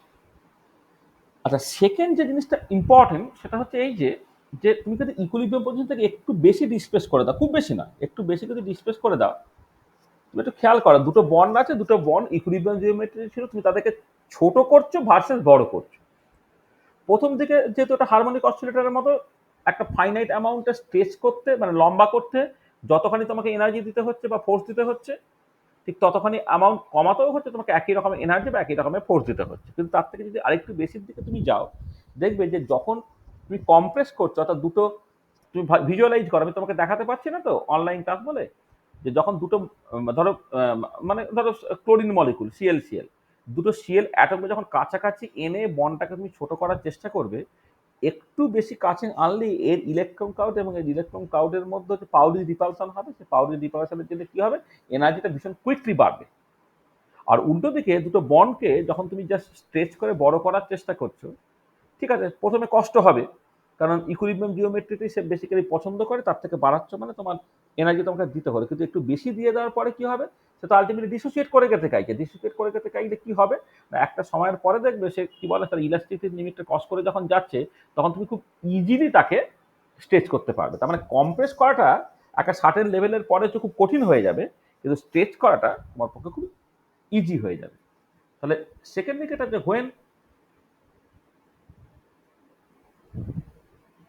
displacement from the equilibrium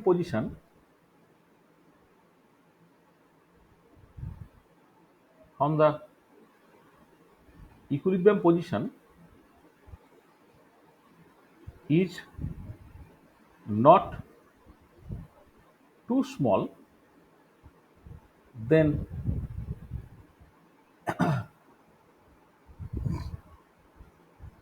contraction requires more energy then contraction requires more energy than stretching. So when displacement from the equilibrium position is not too small, then contraction requires more energy than stretching.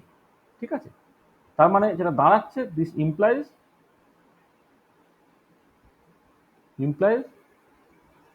when r টা less than r0, then potential energy surface will be more steeper than r greater than r0, মানে আরটা greater than r0 মানে stressed হচ্ছে, যখন বন্ডটা যখন বড় হচ্ছে, আরটা লেস দ্যান r0 যখন কন্ট্রাকশন হচ্ছে। তাহলে যেহেতু কন্ট্রাকশন হলে তোমার বেশি এনার্জি রিকোয়ার্ড হয়, কন্ট্রাকশন করাটা কঠিন বলে, তাহলে এর ক্ষেত্রে পোটেনশিয়াল এনার্জিটা স্টিফলি রাইজ হবে, এর ক্ষেত্রে হচ্ছে তোমার স্লোলি রাইজ হবে। এটা সেকেন্ড ক্রাইটেরিয়া। আর 3 নম্বর যেটা ইম্পর্টেন্ট ব্যাপার, সেটা হচ্ছে যে তোমার যখন অনেকটা বেশি হয়ে যায়, মানে when the bond is sufficiently stretched,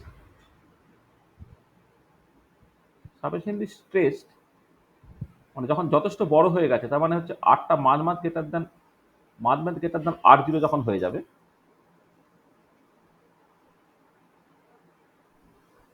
আরটা যখন মাঝ গ্রেটার দ্যান r0 হয়ে যাবে, যখন আরটা মাঝ গ্রেটার দ্যান r0, দেন কি হবে, when the bond is sufficiently stretched, that is আরটা মাঝ greater than r0, then the bond dissociates, তাই তো? ডিসোসিয়েট, আচ্ছা ডিসোসিয়েট করে গেলে তারপর তুমি যদি আরো স্ট্রেচ করো, আর পোটেনশিয়াল এনার্জি চেঞ্জ হবে না, কারণ তখন পুরোটাই তো তোমার kinetic energy, translational kinetic energy, যার কোনো পোটেনশিয়াল এনার্জি নেই। Then the bond dissociates and Haynes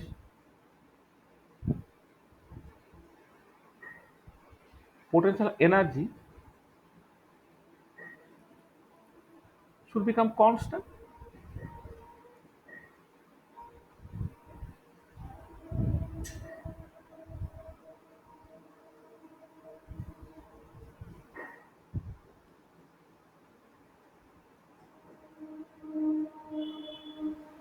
তোমার পোটেনশিয়াল এনার্জিটা should become constant, potential energy তখন কনস্ট্যান্ট হয়ে যাবে। ঠিক আছে, মানে ব্যাপারটা তাহলে কিরকম হলো, তাহলে খেয়াল করো, তাহলে রিয়েলিস্টিক পোটেনশিয়ালটা কেমন দেখতে হবে।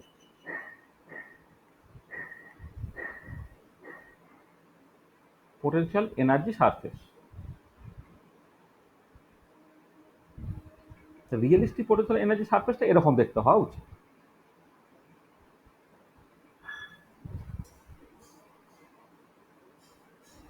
আচ্ছা, তোমার পক্ষে সুবিধা হবে যদি এই ব্যাকগ্রাউন্ডে না তুমি এসএইচ একটা এঁকে নাও।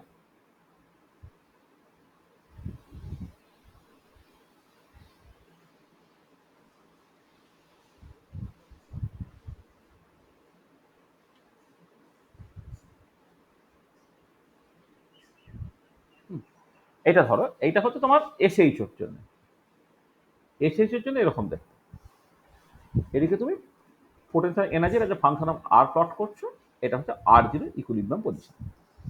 আচ্ছা, এবার রিয়েলিস্টিক সিচুয়েশনটা কেমন হবে বললাম, দেখো ইকুইলিব্রিয়াম জিওমেট্রির কাছে এটা যেমন এই প্যারাবোলিক হয়, সে প্যারাবোলিক হবে, অর্থাৎ এই জায়গাটা একই রকমের দেখতে হবে, এই জায়গাটা একই রকমের দেখতে হবে। আচ্ছা, এবারে এই ইকুইলিব্রিয়াম পজিশন থেকে যখন তুমি একটু দূরে সরে যাচ্ছ, তখন কি হবে না, কম্প্রেশনের জন্য এইটা অনেক স্টিপলি বাড়বে, কিন্তু স্ট্রেচিং এর জন্য কি হবে, স্ট্রেচিং এর জন্য কিন্তু আস্তে আস্তে আস্তে আস্তে এটা কিন্তু তোমার কনস্ট্যান্ট হয়ে যেতে চাইবে। এবং যখন দেখো ইকুইলিব্রিয়াম পজিশন থেকে ডিসপ্লেসমেন্টটা যথেষ্ট বেশি হয়ে গেছে, তখন সেটা এক সময় পরে কি হচ্ছে না, এটা কনস্ট্যান্ট হয়ে যাচ্ছে, এটা তোমার কনস্ট্যান্ট হয়েছে। তার মানে রিয়েলিস্টিক পোটেনশিয়ালটা এই লাল কালি দিয়ে যেটা আঁকা হয়েছে, রিয়েলিস্টিক পোটেনশিয়ালটা কিন্তু এরকম দেখতে হওয়ার কথা। মানে ধরো আমি যেটা বলছি, ধরো এরকম একটা জায়গা, এই ধরো, তাহলে ইকুইলিব্রিয়াম পজিশন থেকে আমি হয়তো তোমার ডিসপ্লেসমেন্টটা, ইকুইলিব্রিয়াম পজিশন থেকে ডিসপ্লেসমেন্টটা আমি একটু বেশি করেছি, মানে ইকুইলিব্রিয়াম জিওমেট্রিক আছে তো প্যারাবোলিক, ইকুইলিব্রিয়াম জিওমেট্রি থেকে ডিসপ্লেসমেন্টটা একটু তুমি বেশি করেছো। যখন তুমি বেশি করছো, দেখো যদি এসএইচও মডেল হতো, তাহলে তুমি যতটা স্ট্রেচ করেছো, ধরে নাও লেটস সে এইটা হচ্ছে মানে এইটা যদি প্লাস এসছে কি বলবো একটা এক্স হয়, এটা যদি মাইনাস এক্স হয়, তাহলে দেখো এক্স বাড়ানোর জন্য পোটেনশিয়াল এনার্জি যতটা বেড়েছে, এক্স কমানোর জন্য পোটেনশিয়াল এনার্জি এক্স্যাক্টলি ততটাই বেড়েছে। কিন্তু যখন তুমি এতে আসছো, মানে রিয়েলিস্টিক সিচুয়েশনে আসছো, দেখো এই এতখানি পরিশ্রম কম্প্রেস করতে তোমার এনার্জি লেগেছে কতটা, তোমার বেসিক্যালি এতটা, এই পর্যন্ত। আর এর ক্ষেত্রে কতটা লেগেছে, এর ক্ষেত্রে দেখো এই পর্যন্ত। মানে পরিষ্কার বুঝতে পারছো যে compression requires more energy than stretching. Equilibrium জিওমেট্রির কাছে কিন্তু কম্প্রেস করতে যতখানি এনার্জি লাগে, স্ট্রেচ করতে ততটা এনার্জি লাগে। কিন্তু ইকুইলিব্রিয়াম জিওমেট্রি থেকে যখন তুমি একটু জাস্ট সরে যাচ্ছ, তখন কম্প্রেস করতে বেশি এনার্জি লাগছে দেন স্ট্রেচিং। সেই জন্য এদিকটা স্টিপার হবে, এদিকটা ফ্ল্যাট হতে চাইবে। আর যখন তোমার সাফিসিয়েন্টলি মানে বেশি স্ট্রেসড হয়ে গেল, সাফিসিয়েন্টলি বেশি স্ট্রেস হয়ে গেল, আটটা যথেষ্ট বেশি হয়ে গেল, তখন বন্ডটা ডিসোসিয়েট করে যাচ্ছে। এবং এইটাকে লিখছি, এটাকে আমি বলছি ইকুইলিব্রিয়াম বন্ড ডিসোসিয়েশন এনার্জি। তার ডি ইকিউটা হচ্ছে তোমার ইকুইলিব্রিয়াম বন্ড ডিসোসিয়েশন এনার্জি। এটা হচ্ছে ইকুইলিব্রিয়াম বন্ড ডিসোসিয়েশন এনার্জি, ঠিক আছে? এটা তাহলে যে ইকুইলিব্রিয়াম বন্ড ডিসোসিয়েশন এনার্জিটা কি তাহলে হচ্ছে না, পোটেনশিয়াল এনার্জির ভ্যালুটা যখন r tends to infinity minus potential এনার্জির ভ্যালুটা যখন তোমার, আচ্ছা সরি, পোটেনশিয়াল এনার্জির ভ্যালুটা যখন আরটা তোমার বেসিক্যালি আরটা যখন টেন্ডস টু তোমার ইনফিনিটি। আচ্ছা ঠিক আছে, মানে না আরেকটু বলা ভালো, আরটা টেন্ডস টু ইনফিনিটি মাইনাস যখন আরটা হচ্ছে আর ইকুইলিব্রিয়াম, মানে আরটা আর ইকুইলিব্রিয়াম বলছি, আর ইকুইলিব্রিয়ামের ভ্যালুটা আমি জিরো ধরে নিয়েছিলাম বলে আমি এটাকে জিরো লিখে দিতে চাইছিলাম, কিন্তু দরকার নেই। যখন তোমার মানে আরটা যখন টেস্ট ইনফিনিটি তখন পোটেনশিয়াল এনার্জি মাইনাস আরটা যখন আর ইকুইলিব্রিয়াম তখন যে পোটেনশিয়াল, তার যে ডিফারেন্স দেখা যাচ্ছে ইকুইলিব্রিয়াম বন্ড ডিসোসিয়েশন এনার্জি। আচ্ছা এবার এখানে একটা ব্যাপার আছে, ব্যাপারটা হচ্ছে এই যে তুমি জানো যে সকল যখন কোয়ান্টাম মেকানিক্যালি পুরো জিনিসটাকে করবে বা স্পেকট্রোস্কোপিক্যালি জিনিসটাকে করবে, তখন যেটা ব্যাপার যে তোমার, আমি পরে এই এনার্জি লেভেলগুলো সম্বন্ধে পরে কথাবার্তা বলছি, যে একটা জিরো পয়েন্ট এনার্জি আছে। দেখো এই একটা এনার্জি আছে, যে এনার্জিটা হচ্ছে তোমার zero point energy, zero point energy আছে। তাহলে যখন তুমি স্পেকট্রোস্কোপিক বন্ড ডিসোসিয়েশন এনার্জি বের করবে, তখন তো তোমাকে এই পুরো এনার্জিটাকে দিতে হবে না, তার থেকে কিছুটা কম এনার্জি দিলেই হবে। এবং এই যে কম এনার্জি যেটা দিতে হচ্ছে, সেটাকে ইকুইলিব্রিয়াম বন্ড ডিসোসিয়েশন এনার্জি থেকে জিরো পয়েন্ট এনার্জি, যেটা তো ওই সিস্টেমের ক্ষেত্রে অলরেডি আছে, তো ওইটুকু পার না দিলেও চলবে। তার মানে zero point corrected bond dissociation energy, সেটাকে আমি ডি জিরো নাম দিচ্ছি, যে ডি জিরোটা হচ্ছে D equilibrium minus epsilon zero, যেখানে তোমার এপসাইলন জিরোটা হচ্ছে জিরো পয়েন্ট এনার্জি,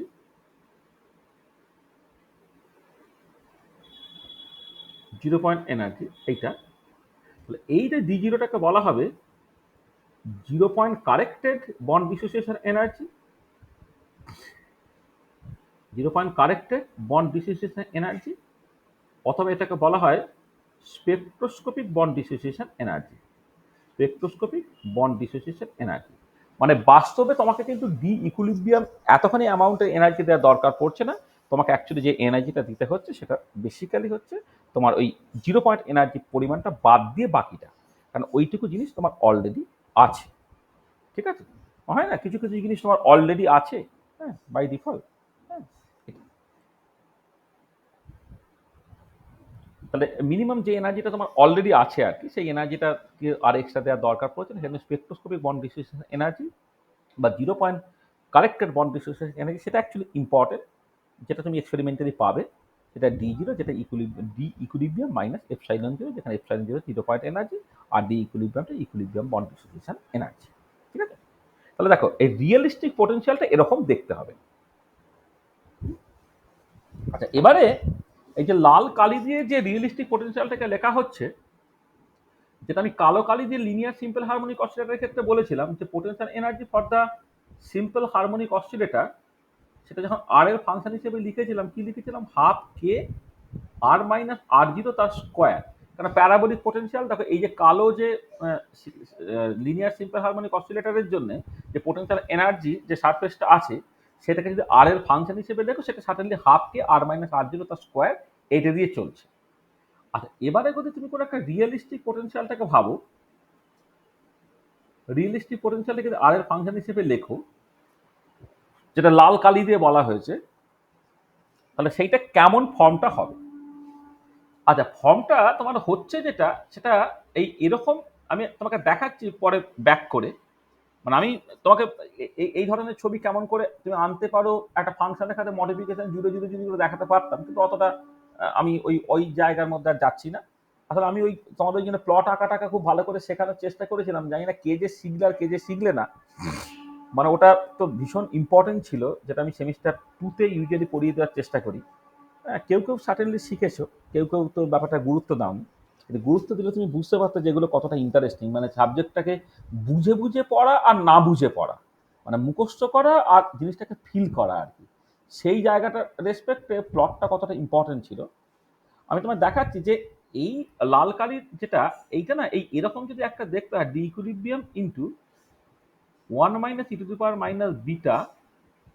r-r0 তার স্কোয়ার। হ্যাঁ, এরকম একটা যদি তোমার ফর্ম হয়, তাহলে তুমি এই ধরনের ছবি রিপ্রোডিউস করতে পারবে। এবং এই ফর্মটা বেসিক্যালি যিনি এনেছিলেন তিনি হচ্ছে বিজ্ঞানী মোর।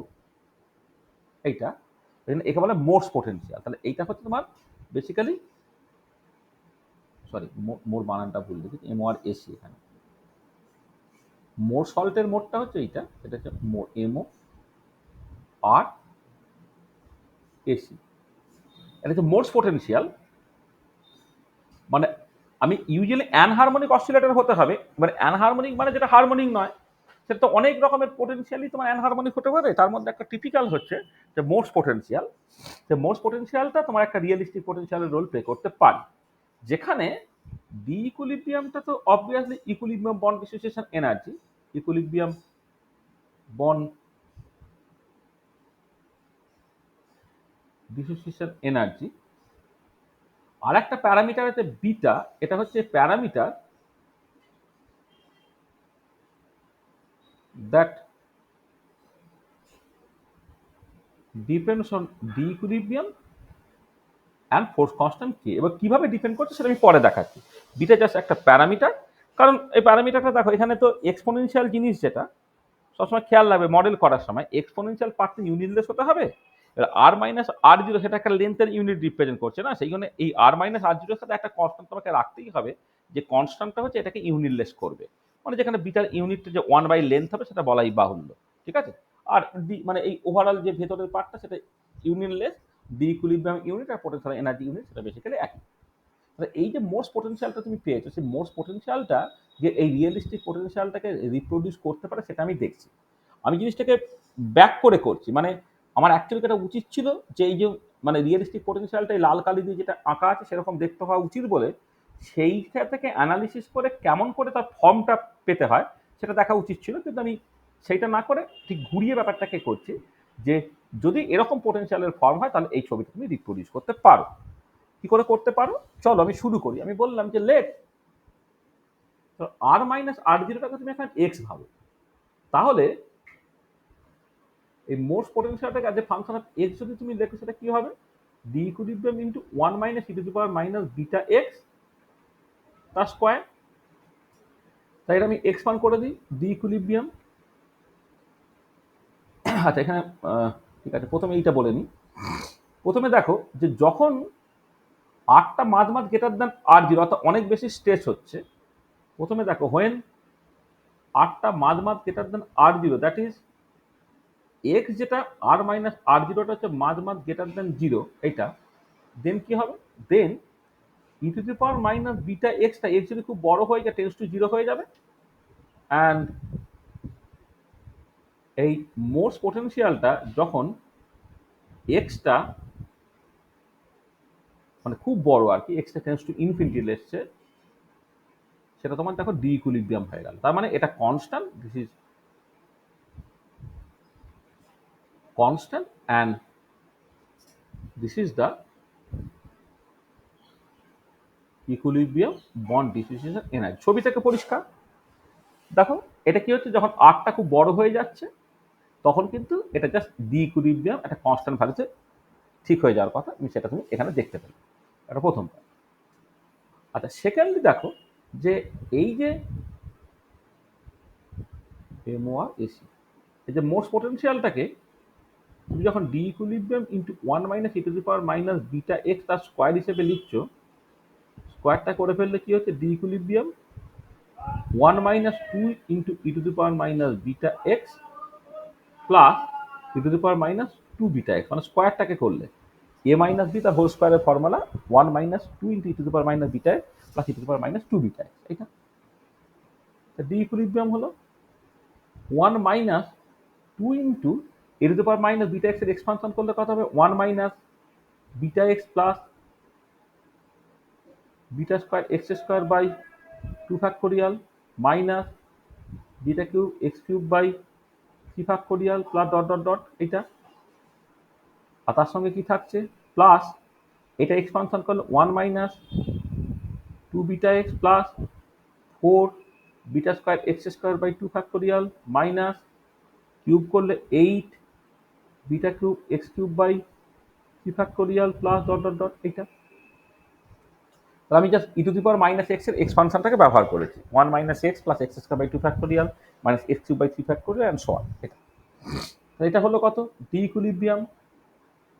1 মাইনাস এই গুণগুলো করলে 2 হয়ে যায়, প্লাস 2βx হয়, minus beta square x square হয়, plus 1/3 beta cube x cube হবে, কারণ 3 মানে 6, তো 6-এর সঙ্গে 1/6 গুণ করলে 1/3 হচ্ছে এইটা, minus dot dot dot dot. আর এইটা করলে কত হচ্ছে দেখো, এখানে আবার এই 1 হলো মাইনাস 2βx প্লাস 4 আর 2 কেটে গিয়ে 2 বিটা স্কোয়ার এক্স স্কোয়ার, তারপরটা কত 3 6 মানে 4/3 মাইনাস 4/3,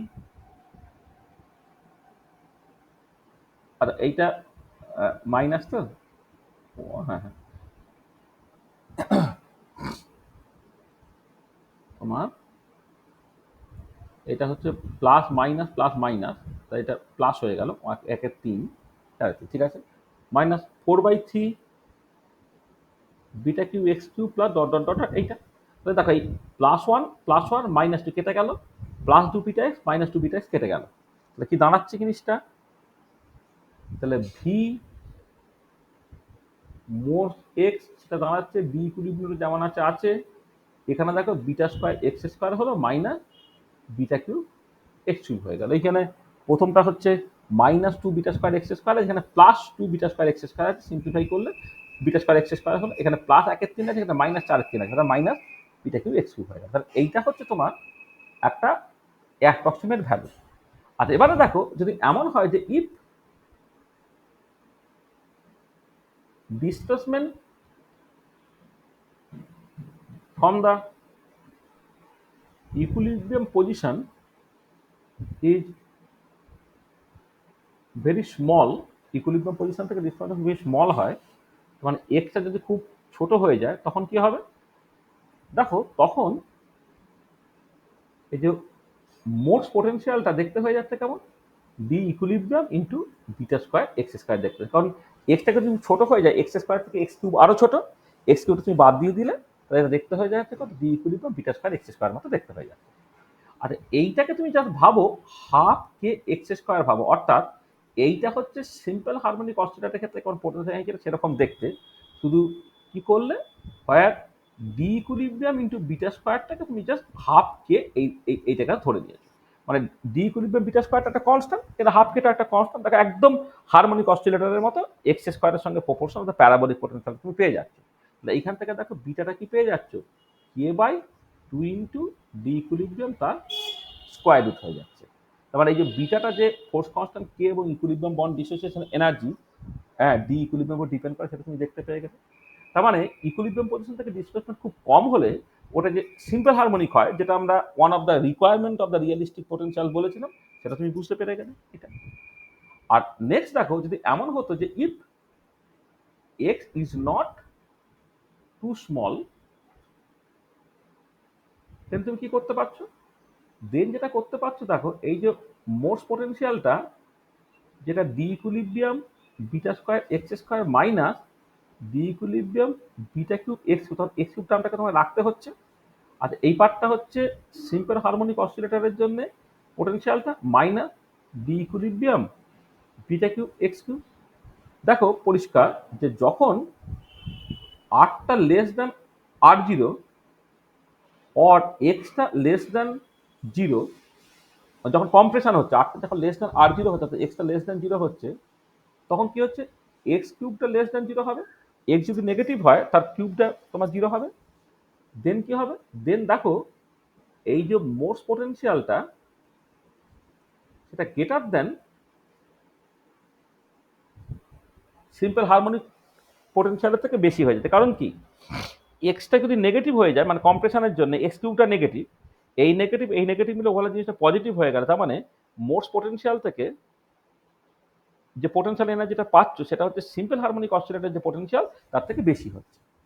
আবার উল্টো দিকে যখন আরটা greater than r zero or এক্সটা গ্রেটার দেন জিরো, দেন কি হবে, এক্স কিউবটা তো গ্রেটার দেন জিরো হবে এবং তখন কি হবে, x cube greater than zero একটা মাইনাস সাইন আছে, সেই জন্যে মোস্ট পোটেনশিয়ালটা কি হচ্ছে না লেস দেন সিম্পল হারমোনিক অসিলেটরের যে পোটেনশিয়াল হয় তার থেকে ছোট হয়ে যাচ্ছে। তার মানে খেয়াল করো যে এই যে যেটা সেকেন্ড ফিচার ছিল যে যখন ইকুইলিব্রিয়াম পজিশন, দেখো প্রথমত ইকুইলিব্রিয়াম পজিশনের কাছে হলে প্যারাবোলিক, ইকুইলিব্রিয়াম থেকে অনেকটা বেশি স্ট্রেচ হয়ে গেলে কনস্ট্যান্ট হয়ে যাচ্ছে। আর ইকুইলিব্রিয়াম পজিশন থেকে ডিসপ্লেসমেন্টটা খুব কম নয়, যদি এরকম হয় মানে খুব বেশিও না আবার খুব কমও নয়, তখন তুমি দেখতে পাচ্ছ কি যে যখন আরটা গ্রেটার দেন আর জিরো অর্থাৎ এক্সটা পজিটিভ, তখন দেখো এসএইচের জন্য যে পোটেনশিয়াল হয়, পোটেনশিয়াল এনার্জির ভ্যালুটা হয় তখন মানে তোমার রিয়েলিস্টিক পোটেনশিয়াল বা মোস্ট পোটেনশিয়ালটা তার থেকে অ্যাকচুয়ালি কম থাকছে। আর যখন তোমার এক্সটা নেগেটিভ হচ্ছে অর্থাৎ আরটা লেস দেন আর জিরো হয়ে যাচ্ছে, তখন দেখো এটা তোমার মানে এসএইচের জন্য যে ভ্যালুটা হয় তার থেকে বেশি হয়ে যাচ্ছে। এবং সেটা দেখো এই পার্টিকুলার কেসে তুমি পরিষ্কারভাবে দেখতে পাবে। তার মানে এই যে মোস্ট পোটেনশিয়ালটার মধ্যে কিন্তু একটা রিয়েলিস্টিক পোটেনশিয়াল হওয়ার সমস্ত সম্ভাবনাগুলো আছে, তাই না? রিয়েলিস্টিক পোটেনশিয়াল হওয়ার কিন্তু পুরো সম্ভাবনাগুলো আছে। তাহলে বুঝতে পারলে যে এই যে মোস্ট পোটেনশিয়ালটা মানে আমি আগে মোস্ট পোটেনশিয়াল ভাবলাম না, আগে ভাবলাম যে রিয়েলিস্টিক পোটেনশিয়ালটা কেমন হওয়া উচিত। হ্যাঁ, মানে বাস্তবে আমার তো মলিকুল সম্বন্ধে কিছু ধারণা আছে, মলিকুল ডিসোসিয়েট করে, ইকুইলিব্রিয়াম পজিশন রেসপেক্ট টু সত্যি সত্যি আমি যদি সামান্য স্টেজ বা সামান্য কম্প্রেস করি বা সে তার আগের জায়গায় ফিরে আসে, তার মানে ইকুইলিব্রিয়াম জিওমেট্রির কাছাকাছি তো সবাই মোটামুটি সিম্পল হারমোনিক অসিলেটরের মতো। তারপরে আমি আরেকটু ইনটিউশন বাড়িয়ে যেটা বুঝলাম যে সেটা হচ্ছে যে তোমার দেখো স্ট্রেচ করার কোনো লিমিট নাই কিন্তু কম্প্রেস করার লিমিট আছে। স্ট্রেচ করলে একটা সময় পর ভেঙে যাবে, ছিঁড়ে যাবে, কিন্তু কম্প্রেস তুমি একটা সার্টেন লেভেলের নিচে যদি করতে চাও পাউলিস রিপালশনের জন্য কিন্তু তুমি তাদেরকে খুব কাছাকাছি আনতে পারবে না। মানে যদি একটা অ্যাটম আর একটা অ্যাটমের ঘাড়ে তুমি নিয়ে চলে আসার চেষ্টা করো তাহলে তো একটা কোয়ান্টাম মেকানিক্যাল রিপালশন যেটা পাউলিস রিপালশন আছে সেটা তোমার আসবে, পাউলিস এক্সক্লুশন প্রিন্সিপাল থেকে যেটা আসে সেটা তোমায় বলে দেবে যে compression requires more energy than stretching. মানে তুমি আরো কাছে আনলে এত বেশি রিপালশন হবে তুমি আর কাছেটা আনতেই পারবে না। কিন্তু স্ট্রেচ করতে কোনো অসুবিধা নেই, বলটা শক্ত তো বুঝলাম, কিন্তু বেশি এনার্জি দিলে একটা সময় পর কিন্তু সে ভেঙে যাবে, ভেঙে গিয়ে সেটা কনস্ট্যান্ট হয়ে যাবে। তাহলে এই যে রিয়েলিস্টিক যে সিচুয়েশনটাকে, রিয়েলিস্টিক সিচুয়েশনটা কিন্তু মোস্ট যে পোটেনশিয়াল সেটা এক্সপ্লেন করতে পারছে। ঠিক আছে, এই জায়গাটা পরিষ্কার? ঠিক আছে, হলো নাকি? হ্যাঁ স্যার। আচ্ছা, তাহলে এবারে যদি তুমি ধরো time independent Schrodinger equation for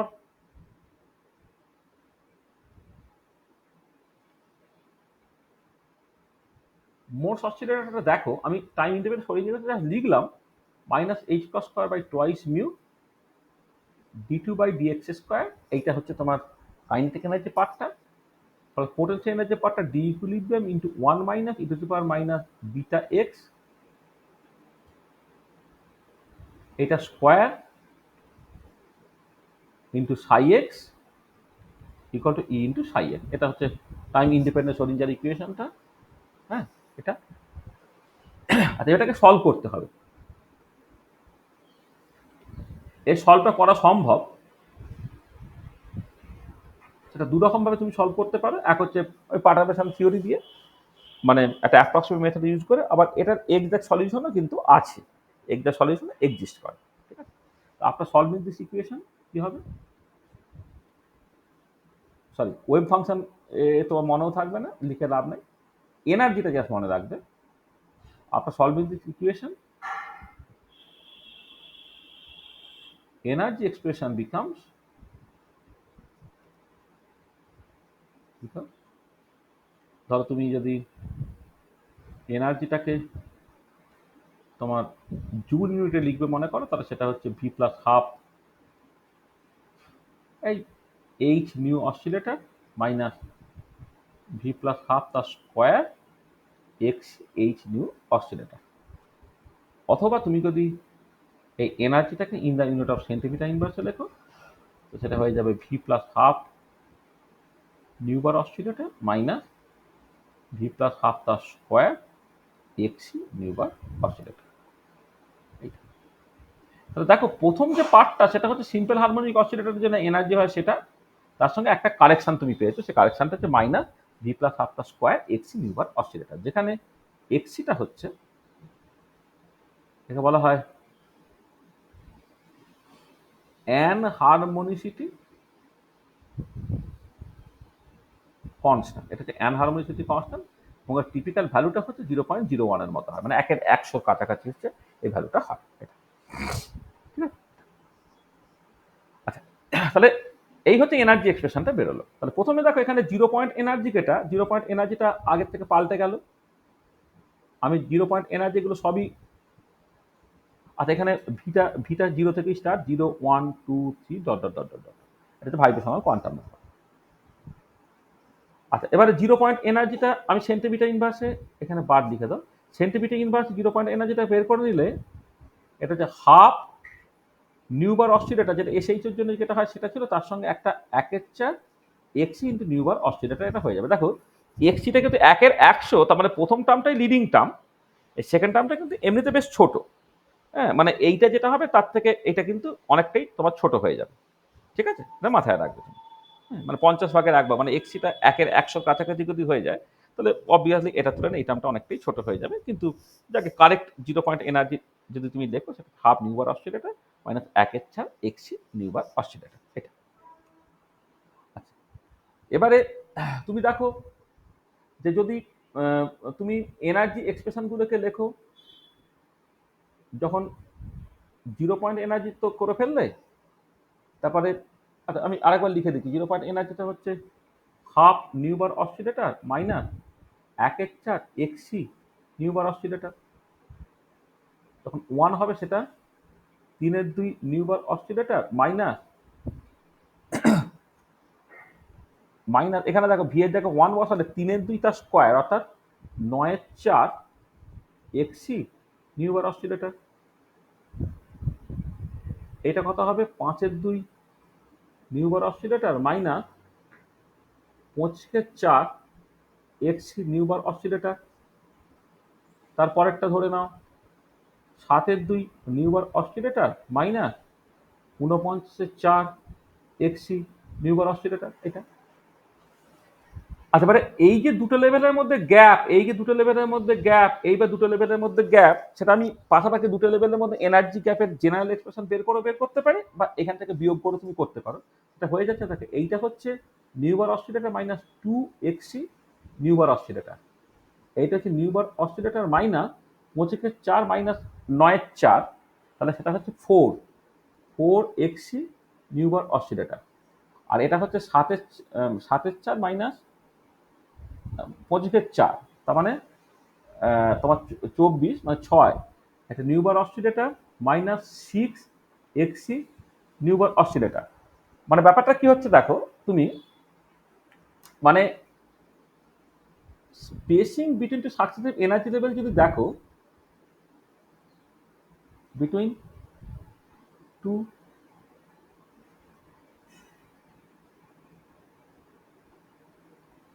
successive energy levels, delta epsilon bar ধরো ভি থেকে ভি প্লাস 1 লেভেলে তুমি যাচ্ছ, তাহলে কি হবে ভি প্লাস 1 লেভেলের এনার্জি মাইনাস ভিএথ লেভেলের এনার্জি। ভিএথ লেভেলের এনার্জি কত, v plus half nu bar oscillator minus v plus half তার square x e nu bar oscillator এইটা। আর এটা কত হবে তাহলে, ভি এর জায়গায় ভি প্লাস 1 বসিয়ে দাও, V plus 3/2 new bar oscillator minus v plus 3/2 তার square x e nu bar oscillator এইটা।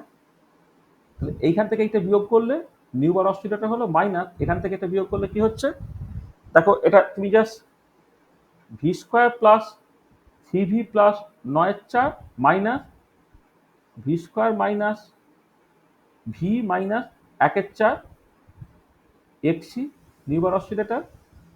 ভি স্কোয়ার কেটে গেল, সিভি মাইনাস ভি হচ্ছে 2ভি হয়ে গেল, আর 9/4 মাইনাস 1 করলে তোমার বেসিক্যালি 8/4 2 হয়ে গেল। তার মানে যেটা দাঁড়াচ্ছে এটা nu bar oscillator minus 2 into v plus 1 into x e nu bar oscillator. এইটা হচ্ছে পাশাপাশি দুটো লেভেলের মধ্যে এনার্জি গ্যাপটা হয়ে গেল। এবং খেয়াল করে দেখো যে ভি ভ্যালু বাড়ার সাথে সাথে কিন্তু পাশাপাশি দুটো লেভেলের মধ্যে এনার্জি গ্যাপটা কমছে। এবং এই ভি এর ভ্যালুটা মানে তুমি 0 1 2 3 এখানে বসিয়ে দাও। দেখো প্রথমটা ভি এর ভ্যালু 0 বসালে এটা 2 হলো, ভি এর ভ্যালু 1 বসালে 4 হলো, ভি এর ভ্যালু 3 বসালে হচ্ছে 6 হলো, অ্যান্ড সো অন। তার মানে এখান থেকে যেটা দেখতে পাচ্ছ সেটা হচ্ছে যে স্পেসিং মানে ফর অ্যানহারমোনিক অসিলেটর আর কি, spacing between two successive energy levels gradually decreases with increasing vibrational quantum number। মানে পাশাপাশি দুটো ভাইব্রেশনাল লেভেলের মধ্যে এনার্জি গ্যাপটা কিন্তু ভাইব্রেশন কোয়ান্টাম নাম্বার বাড়ার সাথে সাথে কমছে। মানে এসএইচ মডেলে যেখানে এনার্জি লেভেলগুলো ইকুইপেস ছিল, এখন কিন্তু পাশাপাশি দুটো লেভেলের মধ্যে এনার্জি গ্যাপ গ্র্যাজুয়ালি তোমার কমছে। হাইড্রোজেন অ্যাটম প্রবলেমের ক্ষেত্রে যেমন পাশাপাশি দুটো লেভেলের মধ্যে এনার্জি গ্যাপটা তোমার কমতে থাকে, এক্ষেত্রে ঠিক একই রকম ভাবে পাশাপাশি দুটো লেভেলের মধ্যে এনার্জি গ্যাপ কিন্তু তোমার কমছে। মানে তুমি যদি ছবিতে এটা কোয়ালিটেটিভলি দেখাও,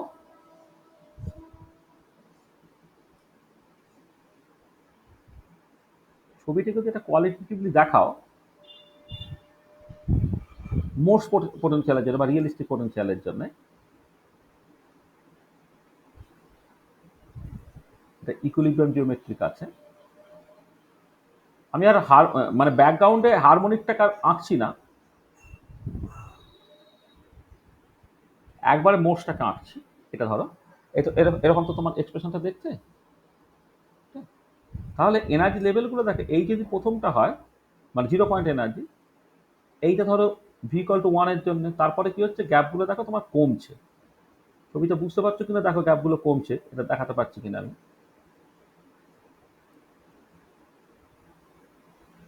দেখো পাশাপাশি দুটো লেভেলের মধ্যে এনার্জি গ্যাপ কমছে এবং কমতে কমতে কমতে কমতে কমতে যখন সে ডিসোসিয়েট করবে তারা বেসিক্যালি এই কনস্ট্যান্ট মানে হয়ে যাওয়ার চেষ্টা করছে। তা দেখো এই যে ছবিতে তুমি দেখতে পাচ্ছ যে পাশাপাশি দুটো লেভেলের মধ্যে এনার্জি গ্যাপটা কিন্তু কমছে। যেটা হারমোনিক অসিলেটরের ক্ষেত্রে পাশাপাশি দুটো লেভেলের মধ্যে এনার্জি গ্যাপ একদম কনস্ট্যান্ট ছিল, এখন কিন্তু পাশাপাশি দুটো লেভেলের মধ্যে এনার্জি গ্যাপটা কিন্তু তোমার কমছে। ঠিক আছে, এটা বুঝতে পারলে জিনিসটা? তাহলে এইটা একটা ভীষণ ইম্পর্টেন্ট অবজারভেশন। দেখো এক হচ্ছে ডিসোসিয়েশনের পসিবিলিটি তো আছেই, কারণ পোটেনশিয়াল যে একটা সময় পর কনস্ট্যান্ট হয়ে যাচ্ছে, এবং এই যে পাশাপাশি দুটো লেভেলের মধ্যে এনার্জি গ্যাপটা কমলো, এটাই কিন্তু তোমার পরবর্তীকালে হট ব্যান্ডকে এক্সপ্লেন করতে কাজে লাগবে। ভি কত 0 থেকে 1 এর ট্রানজিশন আর 1 থেকে 2 ট্রানজিশন বা 2 থেকে 3 ট্রানজিশন। কিন্তু এসএইচও মডেল হয় 0 থেকে 1 এর যা এনার্জি গ্যাপ, 1 থেকে 2 এর তাই এনার্জি গ্যাপ, 2 থেকে 3 এর তাই এনার্জি গ্যাপ, অর্থাৎ প্রত্যেকটা স্পেকট্রাল লাইন একটা পার্টিকুলার ফ্রিকোয়েন্সিতে অ্যাপিয়ার করতো। সেখানে তুমি আলাদা কোনো লাইন পেতে না। কিন্তু এখন কি 0 থেকে 1 এর যা গ্যাপ, 1 থেকে 2 এর এনার্জি গ্যাপ কমছে, 2 থেকে 3 এর এনার্জি গ্যাপ কমছে। ওই যে হট কন্ডিশনে যখন 0 থেকে 1 এর সাথে সাথে 1 থেকে 2 এই ট্রানজিশনটা তুমি অ্যালাউ করবে, তখন কিন্তু দুটো ট্রানজিশন ডিফারেন্ট ফ্রিকোয়েন্সিতে ঘটবে। সেটা একটা ইম্পর্টেন্ট পয়েন্ট, যেটাকে মাথায় রাখা। আর একটা জিনিস একটুখানি এখানে বলে নিই, সেটা হচ্ছে যে সিলেকশন রুলটা কিন্তু এখন মডিফাইড হয়ে গেছে। সিলেকশন রুলটা অ্যানহারমোনিক অসিলেটর মডেলে ডেল্টা ভি, যেটা হারমোনিক অসিলেটর মডেল শুধুমাত্র +-1 ছিল, এখন সেটা +-1 এর সাথে সাথে +-2 +-3 এইগুলো তোমার চলে আসছে। এই যে সিলেকশন রুলটা ডেল্টা ভিটা +-1 এর সাথে সাথে +-2 +-3ও চলে এলো, অর্থাৎ 0 থেকে 1 ট্রানজিশন শুধু এখন নয়, 0 থেকে 2ও ট্রানজিশন করতে পারে, 0 থেকে 3ও ট্রানজিশন করতে পারে। এবার 0 থেকে 1 এর যা এনার্জি গ্যাপ, 0 থেকে 2 এর এনার্জি গ্যাপটা হচ্ছে তোমার বেশি হয়ে যাচ্ছে। এই 0 থেকে 1 এর যা এনার্জি গ্যাপ, 1 থেকে 2 এর এনার্জি গ্যাপ, আবার বলছি 0 থেকে 1 এর যা এনার্জি গ্যাপ, 0 থেকে 2 এর এনার্জি গ্যাপটা এক্স্যাক্টলি ডাবল নয়, ডাবলের থেকে একটুখানি কম। বা 0 থেকে 3 এর এনার্জি গ্যাপটা এক্স্যাক্টলি 3 গুণ না, 3 গুণের থেকে একটুখানি কম। তার মানে এটা দাঁড়াচ্ছে 0 থেকে 1 যদি ফান্ডামেন্টাল ব্যান্ড দেয়, 0 থেকে 2 হচ্ছে ফার্স্ট ওভারটোন দিল, 0 থেকে 3 হচ্ছে সেকেন্ড ওভারটোন দিল। তাহলে ওভারটোনটাকে এক্সটেন্ড করতে গেলে তোমাকে এইটা কিন্তু খুব কাজে লাগবে। সিলেকশন রুল যে চেঞ্জটা হলো, এই চেঞ্জটা তোমার কাজে লাগবে।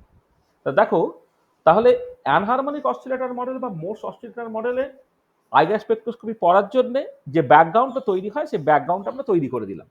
তাহলে আমাদের নেক্সট জাস্ট যতটুকু একটুখানি মানে যে জিনিসটা বাকি আছে সেটা হচ্ছে যে এই যে ব্যাকগ্রাউন্ডটা তৈরি করে দেওয়া হলো, এই ব্যাকগ্রাউন্ডটার উপরে বেস করে তোমাকে ওই তিনটে জিনিস হচ্ছে সকাল এর জন্য এক্সপ্লেন করতে পারা যাচ্ছিল না, এসএইচও মডেল দিয়ে এক্সপ্লেন করতে পারা যাচ্ছিল না, সেটাকে আমাকে এক্সপ্লেন করতে হবে। Possibility of molecular dissociation, possibility of existence of overtone, আর পসিবিলিটি অফ হট ব্যান্ড। তাহলে আমরা আজকে এই পর্যন্তই করব। তাহলে নেক্সট ক্লাসে আমাদের অ্যাকচুয়ালি ওইটাকে করতে হবে। তাহলে নেক্সট ক্লাসে আমরা এটা করব ইউজিং মোর্স অসিলেটর মডেল,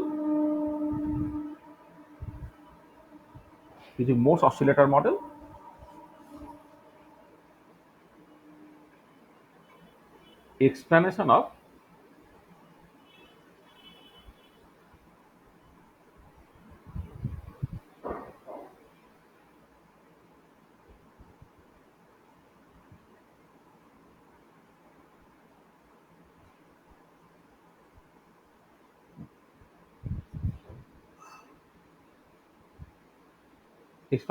এক নম্বর হচ্ছে molecular dissociation,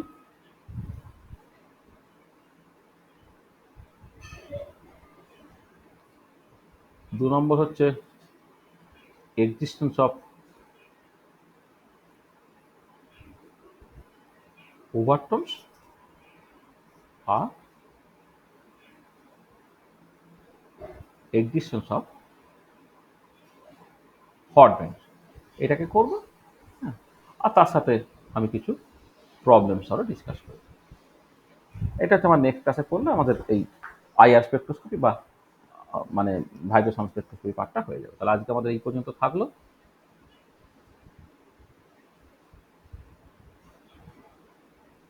end of lecture. আজকে 7 নম্বর লেকচার, তাই তো?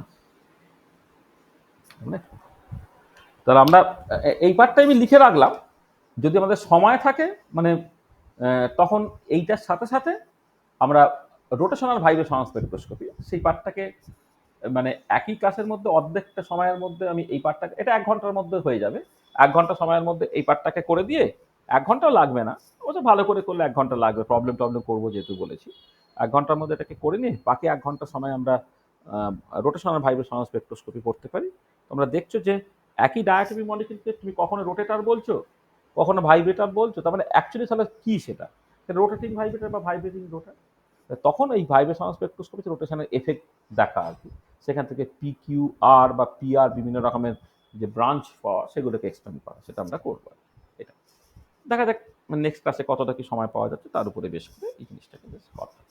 ঠিক আছে, দেখো যা বলেছি তাতে কিছু অসুবিধা আছে কিনা, যা বলা হয়েছে এখন পর্যন্ত তাতে যদি কারো কিছু অসুবিধা থাকে বলে